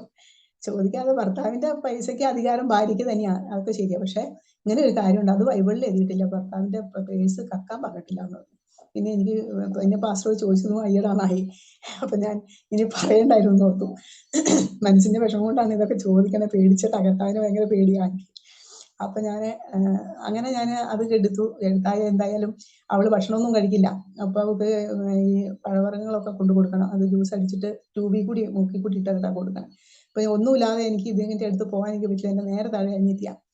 അങ്ങനെ ഞാനിത് കൊണ്ടു കൊടുക്കും. അങ്ങനെ ഒരു 5-6 ആഴ്ച കൊണ്ടു കൊടുത്തപ്പോൾ അവൾ എന്നോട് പറഞ്ഞു, മതിയടി, നിന്റെ കയ്യിൽ പൈസ ഇല്ലല്ലോ, നീ എങ്ങനെ ഇത് ചെയ്തെങ്കിൽ എനിക്ക് കൊണ്ട് തരണമെന്ന് ചോദിച്ചാൽ അവള് ഭയങ്കര കരച്ചിലായിരുന്നു. ഞാൻ പറഞ്ഞു, സാരല്ല മോളെ, ഇത് ചേച്ചിയല്ലേ, എങ്ങനെയെങ്കിലുമൊക്കെ ഉണ്ടാവും പൈസ, ഇന്നല്ലെങ്കിൽ നാളെ പൈസ ഉണ്ടാവും, നിന്റെ രോഗം ഒന്ന് മാറട്ടെ എന്നൊക്കെ പറഞ്ഞ് അവളെ ആശ്വസിപ്പിച്ചു. പക്ഷെ അവള് അത് കൊണ്ടു കൊടുത്ത് എനിക്ക് മതി എന്ന് പറഞ്ഞ ആ ആഴ്ച തന്നെ അവള് മരിക്കാണ്ടിരുന്നു. എനിക്ക് ഭയങ്കര സങ്കടമായി. കാരണം ഞാൻ അന്ന് ചെയ്തില്ലായിരുന്നെങ്കിൽ പിന്നെ എനിക്കത് ചെയ്യാൻ പറ്റില്ലായിരുന്നല്ലോ. ഞാൻ കട്ടാണെങ്കിൽ അത് ചെയ്തത് എനിക്ക് വലിയ സന്തോഷമായി. അങ്ങനെ ഒരു ദിവസം അമ്മ വീട്ടിൽ വന്നു. ഇതെല്ലാം കഴിഞ്ഞ് അനിയത്തിന്റെ ശവടക്കെല്ലാം കഴിഞ്ഞ് കുറച്ച് ദിവസം കഴിഞ്ഞപ്പോൾ അമ്മ എൻ്റെ വീട്ടിൽ വന്നിട്ട് എന്നോട് പറഞ്ഞു, മോളെ, മോക്ക് ആർക്കെങ്കിലും പൈസ എന്തെങ്കിലും കൊടുക്കാനുണ്ടോ എന്ന് ചോദിച്ചു എന്നോട്. അപ്പൊ ഞാൻ പറഞ്ഞു, ഉണ്ടമ്മേ, എനിക്കൊരു 3000 രൂപ എനിക്ക് ചേട്ടന് കൊടുക്കാനുണ്ടെന്ന് പറഞ്ഞു. ചേട്ടനതൊന്നും അറിഞ്ഞിട്ടില്ല. പക്ഷെ ഞാൻ അങ്ങനെ അമ്മയോട് പറഞ്ഞു. അപ്പൊ അമ്മ വേഗം തന്നെ എൻ്റെ കയ്യിലേക്ക് ഒരു 3000 രൂപ എടുത്തിട്ട് എന്നോട് പറഞ്ഞു, മോളെ, ഇത് വേഗം കൊടുക്കണം, എൻ്റെ മോളെ എപ്പോൾ മരിക്കുന്നോ, അല്ലെങ്കിൽ നമ്മൾ ആരും മരിക്കുന്നോ അറിയില്ല, കർത്താവിന്റെ സന്നിധിയിൽ പോണെങ്കിൽ ആരോടും കടപ്പെട്ടിരിക്കാൻ പാടില്ല മോളെ എന്ന് പറഞ്ഞു. അമ്മ അങ്ങനെ എനിക്ക് 3000 രൂപ ഞാനത് അപ്പം തന്നെ ചേട്ടയിലേക്ക് കൊണ്ട് കൊടുത്തിട്ട് പറഞ്ഞു, ചേട്ടാ എന്നോട് ക്ഷമിക്കണം കേട്ടോ, ഞാൻ ഇങ്ങനെ എൻ്റെ അനിയത്തി സുഖമില്ലാണ്ട് വന്നപ്പോൾ ഞാൻ അതിൽ നിന്ന് ചേട്ടൻ്റെ പേഴ്സിൽ നിന്ന് കുറച്ച് പൈസ ഇങ്ങനെ കട്ടെടുത്തതാ. അത് ദൈവത്തോട് ഞാൻ പറഞ്ഞിട്ടാണ് എടുത്തതും. അത് എൻ്റെ കയ്യിൽ കിട്ടുമ്പോൾ ചേട്ടന് തരാമെന്ന് തന്നെ ഓർത്ത. ചേട്ടനോട് ചോദിച്ചാൽ ചേട്ടൻ തരില്ല, അതുകൊണ്ട് ഞാൻ അങ്ങനെ ചെയ്താട്ടോ, എന്നോട് ക്ഷമിക്കണം എന്ന് പറഞ്ഞ് ഈ 3000 രൂപയും കൊണ്ട് കൊടുത്തു. അങ്ങനെ എൻ്റെ കടം വീട്ടി. എൻ്റെ അനിയത്തി ഈ ദൈവത്തെ അറിഞ്ഞില്ല, എന്നാലും മരിക്കണ ആ സമയമായപ്പോൾ യേശുവിന്റെ രക്ഷകനെ കർത്താവ് സ്വീകരിച്ചിട്ടാണ് മരിച്ചത്. എൻ്റെ അപ്പച്ചൻ അതേപോലെ തന്നെ മദ്യപാനി ആയിരുന്നെങ്കിലും എൻ്റെ അപ്പച്ചൻ യേശുവിന്റെ രക്ഷകനെ കർത്താവ് സ്വീകരിച്ച് 6 മാസം ദൈവസഭയിൽ ദൈവത്തിന്റെ ആലയത്തിൽ കടന്നു വരാനും സ്നാനപ്പെടാനും പറ്റില്ല. എന്നാലും അപ്പച്ചൻ അങ്ങനെ മരിച്ചു. എൻ്റെ ഒരു മൂത്ത ആങ്ങളെ മരിച്ചു. ആങ്ങളെ അതുപോലെ തന്നെ യേശുവിന്റെ രക്ഷകനും കർത്താവ് സ്വീകരിച്ച് ആങ്ങളെ ഏറ്റു പറഞ്ഞതിന് ശേഷം എൻ്റെ ആങ്ങളെ മരിച്ചു. ഇപ്പൊ ഇനി ഒരു ചേച്ചിയും ഒരാങ്ങളെയും, ബാക്കി എല്ലാവരും രക്ഷയിലേക്ക് വന്നു. എൻ്റെ അമ്മ രക്ഷയിലേക്ക് വന്നു, അഭിഷേകം പ്രാപിച്ചു. ബാക്കി എൻ്റെ മൂന്ന് അനിയത്തിമാരും യേശുവിന്റെ രക്ഷകനെ കർത്താവ് സ്വീകരിച്ചു. സ്നാനപ്പെടാനെല്ലാം ദൈവം സഹായിച്ചു. എല്ലാവരും അഭിഷേകം പ്രാപിച്ചു. എല്ലാവരും ദൈവകൃപയിലായിരിക്കുന്നു. അങ്ങനെ കഷ്ടത്തിലൂടെയൊക്കെ ഞാൻ ജീവിച്ചു പോയെങ്കിലും സ്വർഗത്തിലെ ദൈവം ഒന്നിനും ആർക്കും ഒരു കടക്കാരനല്ല. കർത്താവ് എല്ലാം നന്നായി ചെയ്യും. എനിക്ക് ഉടുക്കാൻ തുണിയില്ലായിരുന്നു. അപ്പൊ ഞാൻ അങ്ങനെ പറഞ്ഞു, ദൈവമേ, എനിക്ക് ഒരു പഴയതെങ്കിലും ആരെങ്കിലും തന്നായിരുന്നെങ്കിൽ, ഒരു പഴയ വസ്ത്രങ്ങൾ എനിക്ക് ആരെങ്കിലും പിടിച്ചു തന്നായിരുന്നെങ്കിൽ ദൈവമേ എന്ന് ഇങ്ങനെ ചിന്തിച്ചു. പക്ഷെ എന്നാലും എനിക്കൊന്നും പഴയതൊന്നും എനിക്ക് കിട്ടിയില്ല, ആരും എനിക്ക് തന്നില്ല. എങ്കിലും ഞാൻ ആ ഒരൊറ്റ തുണിയോട് കൂടി ഇങ്ങനെ ജീവിച്ച് നടന്നു. ഒരു ദിവസം ഞാൻ ചേട്ടനോട് പറഞ്ഞു, എനിക്ക് എൻ്റെ വീട്ടിൽ ഒന്ന് പോകണം, എനിക്ക് കൊടുക്കാൻ തുണിയില്ല, അല്ലെങ്കിൽ നിങ്ങൾ വസ്ത്രം മേടിച്ച് തരണം, അല്ലെങ്കിൽ എനിക്ക് പിന്നെ എന്നെ വീട്ടിലൊന്ന് പറഞ്ഞു കൊടുക്കുന്നു പറഞ്ഞു. ഞാൻ ചേട്ടനൊന്ന് പറഞ്ഞു, നീ 10 മണിയായപ്പോഴാണ് എന്നോട് പറഞ്ഞേ. 10 മണി പറഞ്ഞു, 1 മണിയാകുമ്പോൾ അവർ പള്ളി പെരുന്നാളിന് പോയേക്കെ എല്ലാവരും. അപ്പൊ പള്ളി പെരുന്നാൾ കഴിഞ്ഞ് അവരിവിടെ വരുമ്പോഴത്തേക്ക് നീ തിരിച്ചിവിടെ എത്തണം എന്ന് പറഞ്ഞു. അപ്പൊ ഈ 1 വയസ്സായ 1.5 വയസ്സായ ഒരു കൊച്ചിനെ എടുത്തോണ്ട് 3 കിലോമീറ്റർ നടക്കണം. അത്രയും പോകണം, എന്നാലേ വണ്ടി കിട്ടുള്ളൂ നമുക്ക്. ടൗണിൽ ചെന്നെങ്കിലേ വണ്ടി കിട്ടുള്ളൂ. അത്രയും വഴി നടന്ന് ഞാൻ ഈ കൊച്ചിനെ എടുത്തോണ്ട് പോകണം. അപ്പൊ ഈ 10 മണി ആവുകയും ചെയ്തു. പിന്നെ 1 മണിയാകുമ്പോൾ തിരിച്ച് എങ്ങനെ വരും? പിന്നെ അവിടെ ചെന്നിട്ട് ടൗണിൽ ഞങ്ങളുടെ വീട്ടിലേക്ക് പോണ വഴിക്ക് ആണെങ്കിലും ഇറങ്ങിയിട്ട് ഒരു 2.5-3 കിലോമീറ്റർ അവിടുന്ന് അങ്ങോട്ട് നടക്കണം. അപ്പോൾ അവിടുന്ന് അങ്ങോട്ടും ഇങ്ങോട്ടും എല്ലാം കൂടി നടക്കണം. പിന്നെ വൈകുന്നേരം നടക്കണം, ഉച്ച കഴിഞ്ഞിട്ട് അവിടുന്ന് ഇങ്ങോട്ട് നടക്കണം. ഈ 2 സ്ഥലത്തും ഇത്രയും നടക്കണം. അങ്ങനെ പോയി ഞാൻ എന്തായാലും വേണ്ടില്ല എന്നോർത്ത് ഓടിപ്പോയി. ചെന്ന വഴിക്ക് കിട്ടിയ ബസ്സിലൊക്കെ കയറി ഇറങ്ങി. അങ്ങനെ ചെന്നിട്ട് അവിടെ ചെന്ന് കഴിഞ്ഞപ്പോൾ അമ്മ അവിടെ ഇല്ല. അപ്പച്ചൻ മാത്രമേ ഉള്ളൂ. എന്തി മോളെ ഓടി പോകുന്നതെന്ന് ചോദിച്ചു. ഇത് കുറേ നാളായല്ലോ കണ്ടിട്ട്, ഇന്ന് പോകണം എൻ്റെ മോള് എന്നൊക്കെ പറഞ്ഞ് അപ്പച്ചൻ എന്നെ കെട്ടിപ്പിടിച്ച് കരയാനൊക്കെ ഇടയായി. ഞാൻ പറഞ്ഞു, അല്ല അപ്പച്ചാ, എനിക്ക് പോകണം, അമ്മയും ആരും അവിടെ ഇല്ല, അവർ പള്ളിപ്പെരുന്നാളിന് പോയി, ആ സമയത്ത് ഞാൻ ഓടി പോന്നതാന്ന് പറഞ്ഞു. അപ്പൊ അമ്മ പറഞ്ഞു, അല്ല അപ്പച്ചൻ പറഞ്ഞു, അമ്മ മോളെ പണിക്ക് പോയേക്കാണല്ലോ, അമ്മേനെ കാണാൻ പറ്റിയില്ലോ. അപ്പച്ചന്റെ അമ്മേനെ കണ്ട്, അപ്പച്ചന്റെ അമ്മ എന്നെ കെട്ടിപ്പിടിച്ച് 2 കണ്ണും കാണാത്ത എൻ്റെ അമ്മ വല്യമ്മച്ചി വലിയമ്മയ്ക്ക് ഭയങ്കര സങ്കടം. എന്നെ കെട്ടിപ്പിടിച്ച് മോളെ നീ പെറ്റണിച്ച് പോയ പിന്നെ അമ്മ കണ്ടില്ലല്ലോ, അമ്മ ഇനി എന്ന് മരിക്കുന്ന അറിയില്ലല്ലോ, മോളെ ഇനി അമ്മേനെ കാണുമോ എന്നൊക്കെ ചോദിച്ച് എന്നോട് ഒത്തിരി കരഞ്ഞു. ഞാൻ പറഞ്ഞു ഇല്ല അമ്മച്ചി, ഞാൻ എന്തെങ്കിലും ഒരു ദിവസം കാണാതെ ഇങ്ങനെ വന്നേക്കാം അമ്മേനെ കാണാൻ എന്നൊക്കെ പറഞ്ഞിട്ട് പോകുന്ന. പിന്നെ എനിക്ക് കാണാൻ പറ്റിയില്ല. ഞാൻ പിന്നെ മരിച്ചപ്പോഴാണ് ചെന്ന് കണ്ടു. അതൊക്കെ എൻ്റെ ജീവിതത്തിൽ വളരെയധികം വേദനയായി. അങ്ങനെ ഞാൻ അവിടെ ചെന്ന് അപ്പച്ചനോട് പറഞ്ഞു, അപ്പച്ച എനിക്ക് ഉടുക്കാൻ മുണ്ടില്ല, ഉടുക്കാൻ മുണ്ടും ബ്ലൗസും ഒന്നുമില്ല, അന്ന് ഇവിടുന്ന് കൊണ്ടുപോയ ഒരു ഉണ്ട് മാത്രം ഞാൻ ഇവിടുത്തെ ജീവിക്കുന്നത്. അതുകൊണ്ട് എനിക്ക് അമ്മേനോട് നാളെ അല്ലെങ്കിൽ നാളത്തെ കഴിഞ്ഞ് എനിക്ക് ഡ്രസ്സ് കൊണ്ട് തരാൻ പറയണമെന്ന് പറഞ്ഞിട്ട് ഞാൻ അവിടുന്ന് പോകുന്നു. അങ്ങനെ വീട്ടിൽ വന്നപ്പോൾ ഞാൻ അവിടുന്ന് പെട്ടെന്ന് ഓടി വീട്ടിലെത്തിയപ്പോഴത്തേക്കും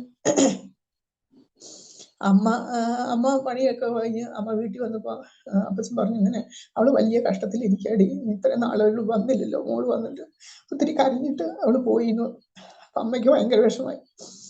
അപ്പൊ അമ്മ മോളെന്താ പറഞ്ഞതെന്ന് ചോദിച്ചപ്പോൾ പറഞ്ഞു, നമുക്ക് ഇടാൻ വസ്ത്രമില്ല എന്നാ പറഞ്ഞേക്കണേ, നമുക്ക് രണ്ടാക്കും പോയി ടൗണിൽ പോയിട്ട് അവൾക്ക് വേണ്ട വസ്ത്രം മേടിക്കാന്ന് പറഞ്ഞു അപ്പച്ചനും അമ്മയും കൂടി ടൗണിൽ പോയി എനിക്കുള്ള ഉടുക്കാനുള്ള 2 മുണ്ടും വസ്ത്രങ്ങളും എല്ലാ സാധനങ്ങളും മേടിച്ച് എനിക്ക് പിന്നെ പിറ്റേ ദിവസം രാവിലെ തലേദിവസം വാങ്ങി വെച്ചിട്ട് പിറ്റേ ദിവസം അതിരാവിലെ അവര് വീട്ടിൽ കൊണ്ടുവന്ന് എൻ്റെ അടുത്ത് എൻ്റെ അമ്മ കൊണ്ടു തന്നു.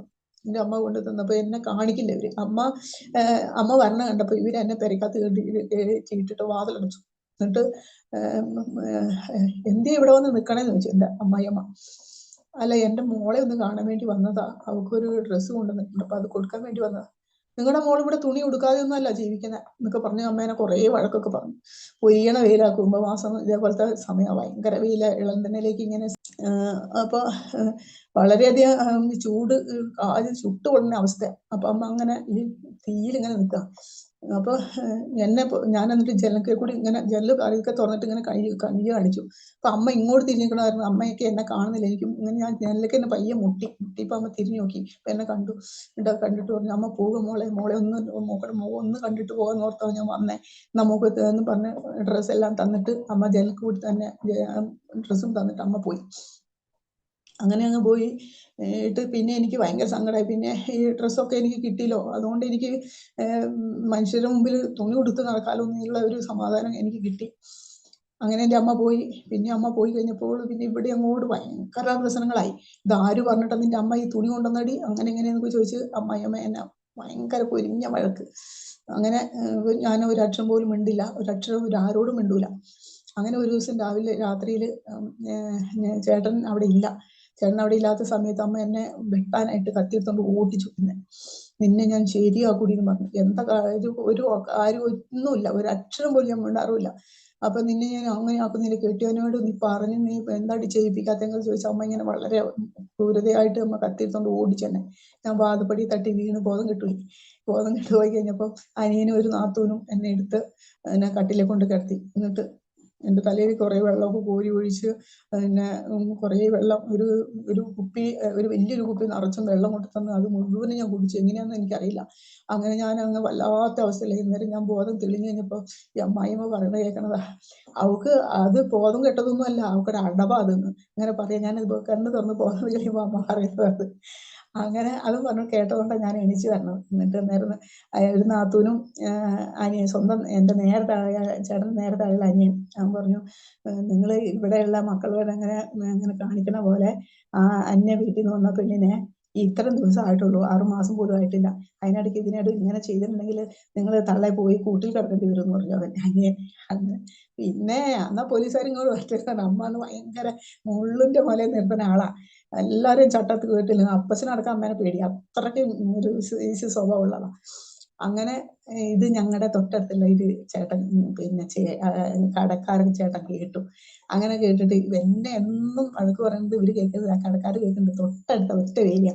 അപ്പൊ അവര് ഒരു ദിവസം ചേട്ടനോട് വിളിച്ചു പറഞ്ഞു, എടാ ഏലിയാസേ, നീ ഒരു കാര്യം ചെയ്യ്, നീ ഇങ്ങനെ ഈ കടയിൽ വന്നിരുന്നേച്ച് നീ ചെല്ലുന്നതിന് മുമ്പ് നീ ഒരു ദിവസം നേരത്തെ വന്നിട്ട് ആ വീടിന്റെ പുറത്ത് അവിടെ വന്ന് നിൽക്കുക. നിന്റെ കെട്ടിയോളോട് നിന്റെ അമ്മയും അവർ പറയണതും ചെയ്യണതും നീ ഒന്ന് കേൾക്കണം എന്ന് പറഞ്ഞു. ഞാനിതൊരു ലക്ഷം പോലും മിണ്ടിയിട്ടില്ല. എൻ്റെ അമ്മ ഇങ്ങനെ പറയുന്നോ, ചേട്ടനോട് അവരെങ്ങനെ പറയുന്നോ ചെയ്യുന്നൊന്നും ഞാൻ ഇവരോട് ആരോടും മിണ്ടൂല, ഒരക്ഷരം പോലും മിണ്ടില്ല. അപ്പൊ അങ്ങനെ ഞാൻ എന്താ പറയാ, അങ്ങനെ ഈ ചേട്ടൻ വന്നിരുന്ന് കേട്ടു കഴിഞ്ഞപ്പം കുറേ സമയം ഒരു അരമുക്കാൽ മണിക്കൂറിൽ നേരെ എന്നോട് വഴക്കുണ്ടാക്കി. അങ്ങനെ വഴക്കുണ്ടാക്കിയിട്ട് ഞാനത് തിരിച്ച് മറുപടി ഒന്നും പറഞ്ഞില്ല. എനിക്ക് അറിയുമില്ല അങ്ങനെ എന്താ മറുപടി പറയുന്നത് എനിക്കറിയില്ല. എന്നിട്ട് ഞാൻ ഒന്നും മിണ്ടിയില്ല. അപ്പം അങ്ങനെ ഇരിക്കുക. അന്നേരം ചേട്ടൻ കയറി വന്നിട്ട് ചോദിച്ചു, അപ്പം കുറച്ച് സമാധാനമായി. അപ്പം ചേട്ടൻ ചോദിച്ചു, ഇവിടുത്തെ പരിപാടിയെല്ലാം കഴിഞ്ഞോ എന്ന് ചോദിച്ചു അമ്മേനോട്. കുറെ നേരമല്ല തുടങ്ങിയിട്ട്, ഞാനിത് ഇത്രയും നാൾ ഞാൻ ശ്രദ്ധിച്ചില്ലായിരുന്നു. ഇപ്പൊ ഞാനൊന്ന് ശ്രദ്ധിച്ചതാ, എന്താ ഇവരുടെ കാര്യം, എന്താ കുറ്റം എന്നൊന്ന് കരവിലിഞ്ഞ് നിന്നതാണ്. അന്നേരം അമ്മ ഒന്നും മിണ്ടണ്ട, ഒരക്ഷരം പോലും മിണ്ടില്ല. ചേട്ടനെ ഭയങ്കര പേടിയാ. അതുകൊണ്ട് ഒന്നും മിണ്ടിയില്ല. എന്നിട്ട് പറഞ്ഞു, നിങ്ങൾക്ക് തല്ലാനും കുത്താനും ഇടിക്കാനും ഉള്ളതല്ല എൻ്റെ ഭാര്യ, ഞാൻ അവളെ കെട്ടിക്കൊണ്ടുവന്നത് നിങ്ങൾക്ക് തൊഴിക്കാനുള്ളതല്ല എന്ന് പറഞ്ഞു. അതുകൊണ്ട് ഇനി മേലിൽ എൻ്റെ ഭാര്യയോട് മിണ്ടി പോകരുത്, നാളെ മുതൽ ഞങ്ങൾ വേറെ പോകാൻ പോകുന്നു. അപ്പൊ എന്നോട് ചേട്ടൻ ചോദിച്ചു, നീ വേറെ പോകുന്നുണ്ടോ എന്ന് ചോദിച്ചു. പറഞ്ഞു, ഞാൻ വേറെ പോകുന്നില്ല. അപ്പൊ എനിക്ക് പേടിയെന്ന് വെച്ചാൽ കഞ്ഞി വെക്കാൻ അറിയില്ല, കറി വെക്കാൻ അറിയില്ല. ഞാൻ അതൊന്നും ചെയ്തിട്ടില്ല. എൻ്റെ വീട്ടിൽ എൻ്റെ അമ്മയും എൻ്റെ ചേച്ചിയുള്ളതുകൊണ്ട് അവരാ ചെയ്തുകൊണ്ടുണ്ട്. ഈ കഞ്ഞി ഒന്നും വെക്കാൻ എനിക്ക് ഭയങ്കര മടി. കഞ്ഞി വെക്കാൻ മടിയായിട്ടല്ല, എനിക്ക് അറിയില്ല, വീട്ടിൽ നിന്ന് പഠിച്ചിട്ടില്ല. അതുകൊണ്ട് അപ്പോൾ കറിയൊന്നും വെക്കാൻ അറിയില്ല. അപ്പൊ എന്നോട് ഒരു ദിവസം വീട്ടിൽ ഈ അമ്മ എന്നോട് പറഞ്ഞു, ഇവിടുത്തെ അമ്മ, ചേട്ടൻ്റെ അമ്മ എന്നോട് പറഞ്ഞു, പിന്നെ ഇടയ്ക്കൊക്കെ ഇതിന് നല്ല സ്നേഹം കാണും, ഉള്ളിൽ നല്ല സ്നേഹമുണ്ട്, പക്ഷെ ഇങ്ങനെ ക്രൂരത കാണിക്കുന്നുള്ളൂ. അപ്പൊ എന്നോട് അമ്മ പറഞ്ഞു, മോളെ നീ പിന്നെ ഈ കറിക്കൊന്ന് ശരിയാക്കണം, ഒരു മുറം നടച്ച് ഈ വഴുതനങ്ങ അരിഞ്ഞു കൊടുക്കാൻ വേണ്ടിയിട്ട്, എന്നിട്ട് ഇതൊന്ന് അലത്തിക്കൊണ്ടിരാൻ പറഞ്ഞു. എനിക്കിത് എങ്ങനെയാ അലത്തണമെന്നൊന്നും അറിയില്ല. ഞാനൊരു അവിടെ ഉണ്ടായിരുന്ന ഒരു വലിയ ഉരുളിയിലിട്ട് നോക്കിയപ്പോൾ അത് നിറഞ്ഞു. അപ്പൊ അതിനകത്ത് കൊള്ളുന്നില്ല. പിന്നെ ഞാൻ വേറെ പാത്രങ്ങളൊക്കെ നോക്കുമ്പോൾ എല്ലാം അതിനേക്കാളും ചെറുതല്ലേ. ഞാനൊരു കലം എടുത്തു, കഞ്ഞിക്കലം എടുത്തിട്ട് ആ കലത്തിലേക്ക് ഈ വഴുതന മുഴുവൻ കൊണ്ടുവന്നിട്ടിട്ട് വെള്ളം ഒഴിച്ച് നോക്കുമ്പോൾ വെള്ളം അങ്ങനെ പൊങ്ങി വരും. അപ്പൊ എനിക്കറിയില്ല ഈ വഴുതനങ്ങ. അപ്പൊ ഞാൻ വിചാരിച്ചു ഇനി കുറച്ച് വെള്ളം കൂടി വേണമായിരിക്കും. അങ്ങനെ കുറേശ്ശെ വെള്ളം ഒഴിച്ച് കലം നിറച്ച് വെള്ളമായി. ഞാൻ എന്നിട്ട് അടുപ്പിലേക്ക് എടുത്ത് വെക്കാൻ പോലും എനിക്ക് പറ്റില്ല, അത്രയും ചെറുതാ. ഞാൻ 17 വയസ്സെന്തെങ്കിലും ചെറുതാ. ഞാൻ ഇത്രയും ഇത് പൊക്കി എങ്ങനെയൊക്കെ അടുപ്പിന്റെ മുകളിൽ കയറ്റി വെച്ചിട്ട് തീ നല്ലോണം കത്തിച്ചു. കുറെ നേരം കഴിഞ്ഞപ്പോൾ അമ്മേനോട് ചോദിച്ചു, കറി ആയോ മോളെ ചോദിച്ചു. ഞാൻ പറഞ്ഞു, എനിക്കറിയില്ല അമ്മ, ആയോന്ന് അറിയില്ല, ഞാൻ അടുപ്പത്ത് വെച്ചിട്ടുണ്ടെന്ന്. അമ്മ വന്ന് അന്ന് ഈ ചിരട്ടക്കൈയിലാണ്, ഈ ചിരട്ടക്കൈ കൊണ്ട് ഇന്ന് ഇളക്കി നോക്കുമ്പോൾ വലിയ ഇത്ര നീളമുള്ള കയ്യിൽ അതിട്ട് ഇളക്കി നോക്കുമ്പോൾ ഒന്നും കാണുന്നില്ല, വഴുതനയല്ലേ. അമ്മ അപ്പച്ചനെ വിളിച്ചിട്ട് പറഞ്ഞു, ഇങ്ങ് വന്നേ മനുഷ്യനെ, നിങ്ങളുടെ മോള് കറി ഉണ്ടാക്കിക്കത് കാണാൻ പറഞ്ഞു. അപ്പച്ചനെ വിളിച്ചോണ്ട് അപ്പച്ചൻ പറഞ്ഞു, ഇത്രയും നന്നായിട്ട് കറി ഉണ്ടാക്കി ഈ പെണ്ണ് ഏതാണെങ്കിലും അവളെ കൊണ്ട് തന്നെ ഇത് മുഴുവൻ തീറ്റിക്കണമായി. ഞാൻ കുടുങ്ങി, എന്ത് ചെയ്യുന്ന എനിക്കറിയില്ല. അപ്പൊ അമ്മ പറഞ്ഞു, സാറില്ല, അവർക്ക് അറിയില്ല എന്ന് പറഞ്ഞിട്ട് ഈ അമ്മ ആ വെള്ളമൊക്കെ ഊറ്റി കളഞ്ഞു. കഞ്ഞി ഊറ്റണ പോലെ അമ്മ ഊറ്റി കളഞ്ഞിട്ട് ഈ വഴുതന മുഴുവനും എങ്ങനെയൊക്കെ തെപ്പിക്കൊരി എടുത്തിട്ട് അത് ഉള്ളിയും മുളകൊക്കെ കൊണ്ട് ഇടിച്ചു കൊണ്ടിട്ട് കരിയാപ്പിലൊക്കെ ഇട്ട് മൂപ്പിച്ച് അതിനകത്തിട്ട് ഒലത്തിയെടുത്തു. എന്നിട്ട് എന്നോട് പറയും, ഇങ്ങനെ കേട്ടോ ചെയ്യണ്ടേന്ന് പറഞ്ഞു. എന്നിട്ട് ഒരു ദിവസം എന്നോട് ചോദിച്ചു, മോളെ ഒരു ചമ്മന്തി അരച്ചിട്ട് പോകാന്ന് പറഞ്ഞു. അപ്പൊ ഞാൻ എടുക്കുമ്പോഴേക്കും പറയാം, മഞ്ഞളും മുളകും ഉപ്പും തേങ്ങയും പിന്നെ എന്താ അമ്മ ചേർക്കണ്ടേന്ന് ചോദിച്ചു. അപ്പൊ മഞ്ഞളും മുളകും എന്ന് പറഞ്ഞപ്പോ തന്നെ നമുക്ക് മനസ്സിലായി ചമ്മന്തിക്കാട്ടിലും മഞ്ഞൾ അരക്കും. അപ്പൊ അമ്മ പറഞ്ഞു, മോള് ചമ്മന്തി അരക്കണ്ട മോളെ, ഇവിടുത്തെ പെണ്ണുങ്ങളെ ആരെങ്കിലും വിളിക്കാം, അവരാരും ചെയ്യട്ടെ. അപ്പൊ എനിക്ക് അതും അറിയില്ല, നമുക്ക് മനസ്സിലായി. അങ്ങനെ അതും എന്നെ ഉപേക്ഷിച്ചു. പിന്നീട് രണ്ടാമത് കഞ്ഞി വെക്കാൻ വലിയ കലം, 2-2.5 കിലോ അരി, 3 കിലോത്തിനടുത്ത് അരി ഇട്ടാലേ തന്നെ എല്ലാവർക്കും 2 നേരം ഭക്ഷണം കഴിക്കാൻ പറ്റുള്ളൂ. അതിനിടയ്ക്ക് കപ്പപ്പുഴുക്കും ഉണ്ടാവും. അപ്പൊ പട്ടിണിയൊന്നും ഇവിടെ വന്ന പിന്നെ എനിക്ക് ഉണ്ടായിട്ടില്ല. അപ്പൊ ഈ കഞ്ഞി വാർത്ത് ഞാനൊരു ദിവസം കഞ്ഞി വാർത്തുകൊണ്ടിരുന്നപ്പോൾ മേത്തേക്ക് മുഴുവൻ അങ്ങോട്ട് വീണു. അപ്പൊ അയ്യോ എൻ്റെ മൂക്കടെ മേത്ത് വെള്ളം വീണേന്ന് പറഞ്ഞ അമ്മ ചങ്ങത്തടിച്ചുകൊണ്ട് ഓട്ടി വന്നു. അപ്പൊ എന്റെ സത്യം പറഞ്ഞാൽ എൻ്റെ മേത്ത് വെള്ളം ചാടിയില്ലായിരുന്നു. മൂന്നിന് മേത്തേക്ക് വന്നെങ്കിലും മേത്ത് വീണില്ല, ദൈവം കാത്തു തന്നെ. അങ്ങനെ അപ്പൊ അമ്മ പറഞ്ഞു, മോള് ഇത്രയും വലിയ കല്ലിൽ ചോറ് ഇനി വാർക്കണ്ട, ഇവിടുത്തെ പെണ്ണുങ്ങൾ ആരെങ്കിലും വാർത്തോളും എന്നും പറഞ്ഞ അവിടെ വീട്ടിലെ പെണ്ണുങ്ങളെ നാത്തുമാർ തന്നെ അതൊക്കെ ഏൽപ്പിച്ചു. എനിക്ക് പിന്നെ ഉള്ളത് വലിയ മിറ്റ, വണ്ടി ട്രാക്ടർ കൊണ്ട് ഒക്കലിടുന്ന മിറ്റ. അപ്പം അതെന്ന് പറഞ്ഞാല് മിറ്റ എല്ലാ വശവും ഒരേപോലെ ഭയങ്കര വീതിയും നീളമുള്ളതാണ്. അപ്പം അങ്ങനെ ഉള്ള മിറ്റം, ആ മിറ്റം ഫുള്ള് രാവിലെ വൈകുന്നേരം അടിക്കണം, എൻ്റെ പണി അത് അടിക്കണം. പിന്നെ പാത്രം ഒരെണ്ണത്തും പാത്രം തേക്കും. അപ്പം അന്ന് വാഷ് ബേസിനും ഇങ്ങനത്തെ പെരയ്ക്കകത്തൊന്നും അല്ല, മുറ്റത്ത് കൊണ്ടുവന്നിട്ടിട്ടാണ് ഇങ്ങനെ ഈ പനയുടെ ഇത് പൊട്ടിച്ചിട്ട് അതിനകത്ത് ഇട്ടിട്ടാണ് ഇങ്ങനെ പാത്രങ്ങളൊക്കെ തേക്കുക. അപ്പൊ അവള് തേച്ച് വെക്കും, ഞാൻ മിറ്റം പെട്ടെന്ന് അടിച്ചു വരും. അപ്പൊ സാധാരണ മിറ്റം പോലെയല്ല, മിറ്റമൊക്കെ അടിച്ചു വരുമ്പോ അവിടെ പുല്ലോ എന്തെങ്കിലും ഉണ്ടെങ്കിൽ അതെല്ലാം നുള്ളി പറിച്ച് കളഞ്ഞിട്ടൊക്കെ അടിക്കാവുള്ളൂ. അരിവും മൂലൊക്കെ ചേർത്തടിച്ചില്ലെങ്കിൽ ഓടിക്കും. അപ്പൊ അത് കാരണം അതെല്ലാം ചെയ്ത് തീർത്ത് വേഗം അടിച്ചു വാരിയിട്ട് പിന്നെ ഇവിടെ വന്നിട്ട് പാത്രം കഴുകാനും കൂടും. അത് കഴിഞ്ഞ് പിന്നെ വരുമ്പോഴത്തേക്ക് അപ്പത്തേക്ക് ഇവിടെ ഭക്ഷണമൊക്കെ കഴിച്ചിട്ടുണ്ടാവും. ആ ഭക്ഷണം കഴിച്ച് പിന്നെ ഞങ്ങൾ വെള്ളത്തിനിറങ്ങിയ 8-7:30 കഴിയുമ്പോഴത്തേക്ക് ഞങ്ങൾ വെള്ളത്തിനിറങ്ങിയ ഒരു 10-10:30 വരെ വെള്ളം ചുമക്കും. അപ്പം ആ വെള്ളം മുഴുവൻ ചുമന്നു കഴിഞ്ഞിട്ടാണ് പിന്നെ പറമ്പിലേക്കാണ് കാര്യങ്ങൾ പോണത്. അത് കപ്പ നടുന്ന സമയമാണെങ്കിൽ കപ്പ നടാൻ, ഇഞ്ചിന്റെ സമയമാണ് ഇഞ്ചി, അല്ല ചേനയൊക്കെ ആണെങ്കിൽ ചേന, അല്ലെങ്കിൽ അതിന് ഇടയെത്താനോ അങ്ങനെയൊക്കെ ആണെങ്കിൽ അങ്ങനെയൊക്കെ അങ്ങ് പോകും.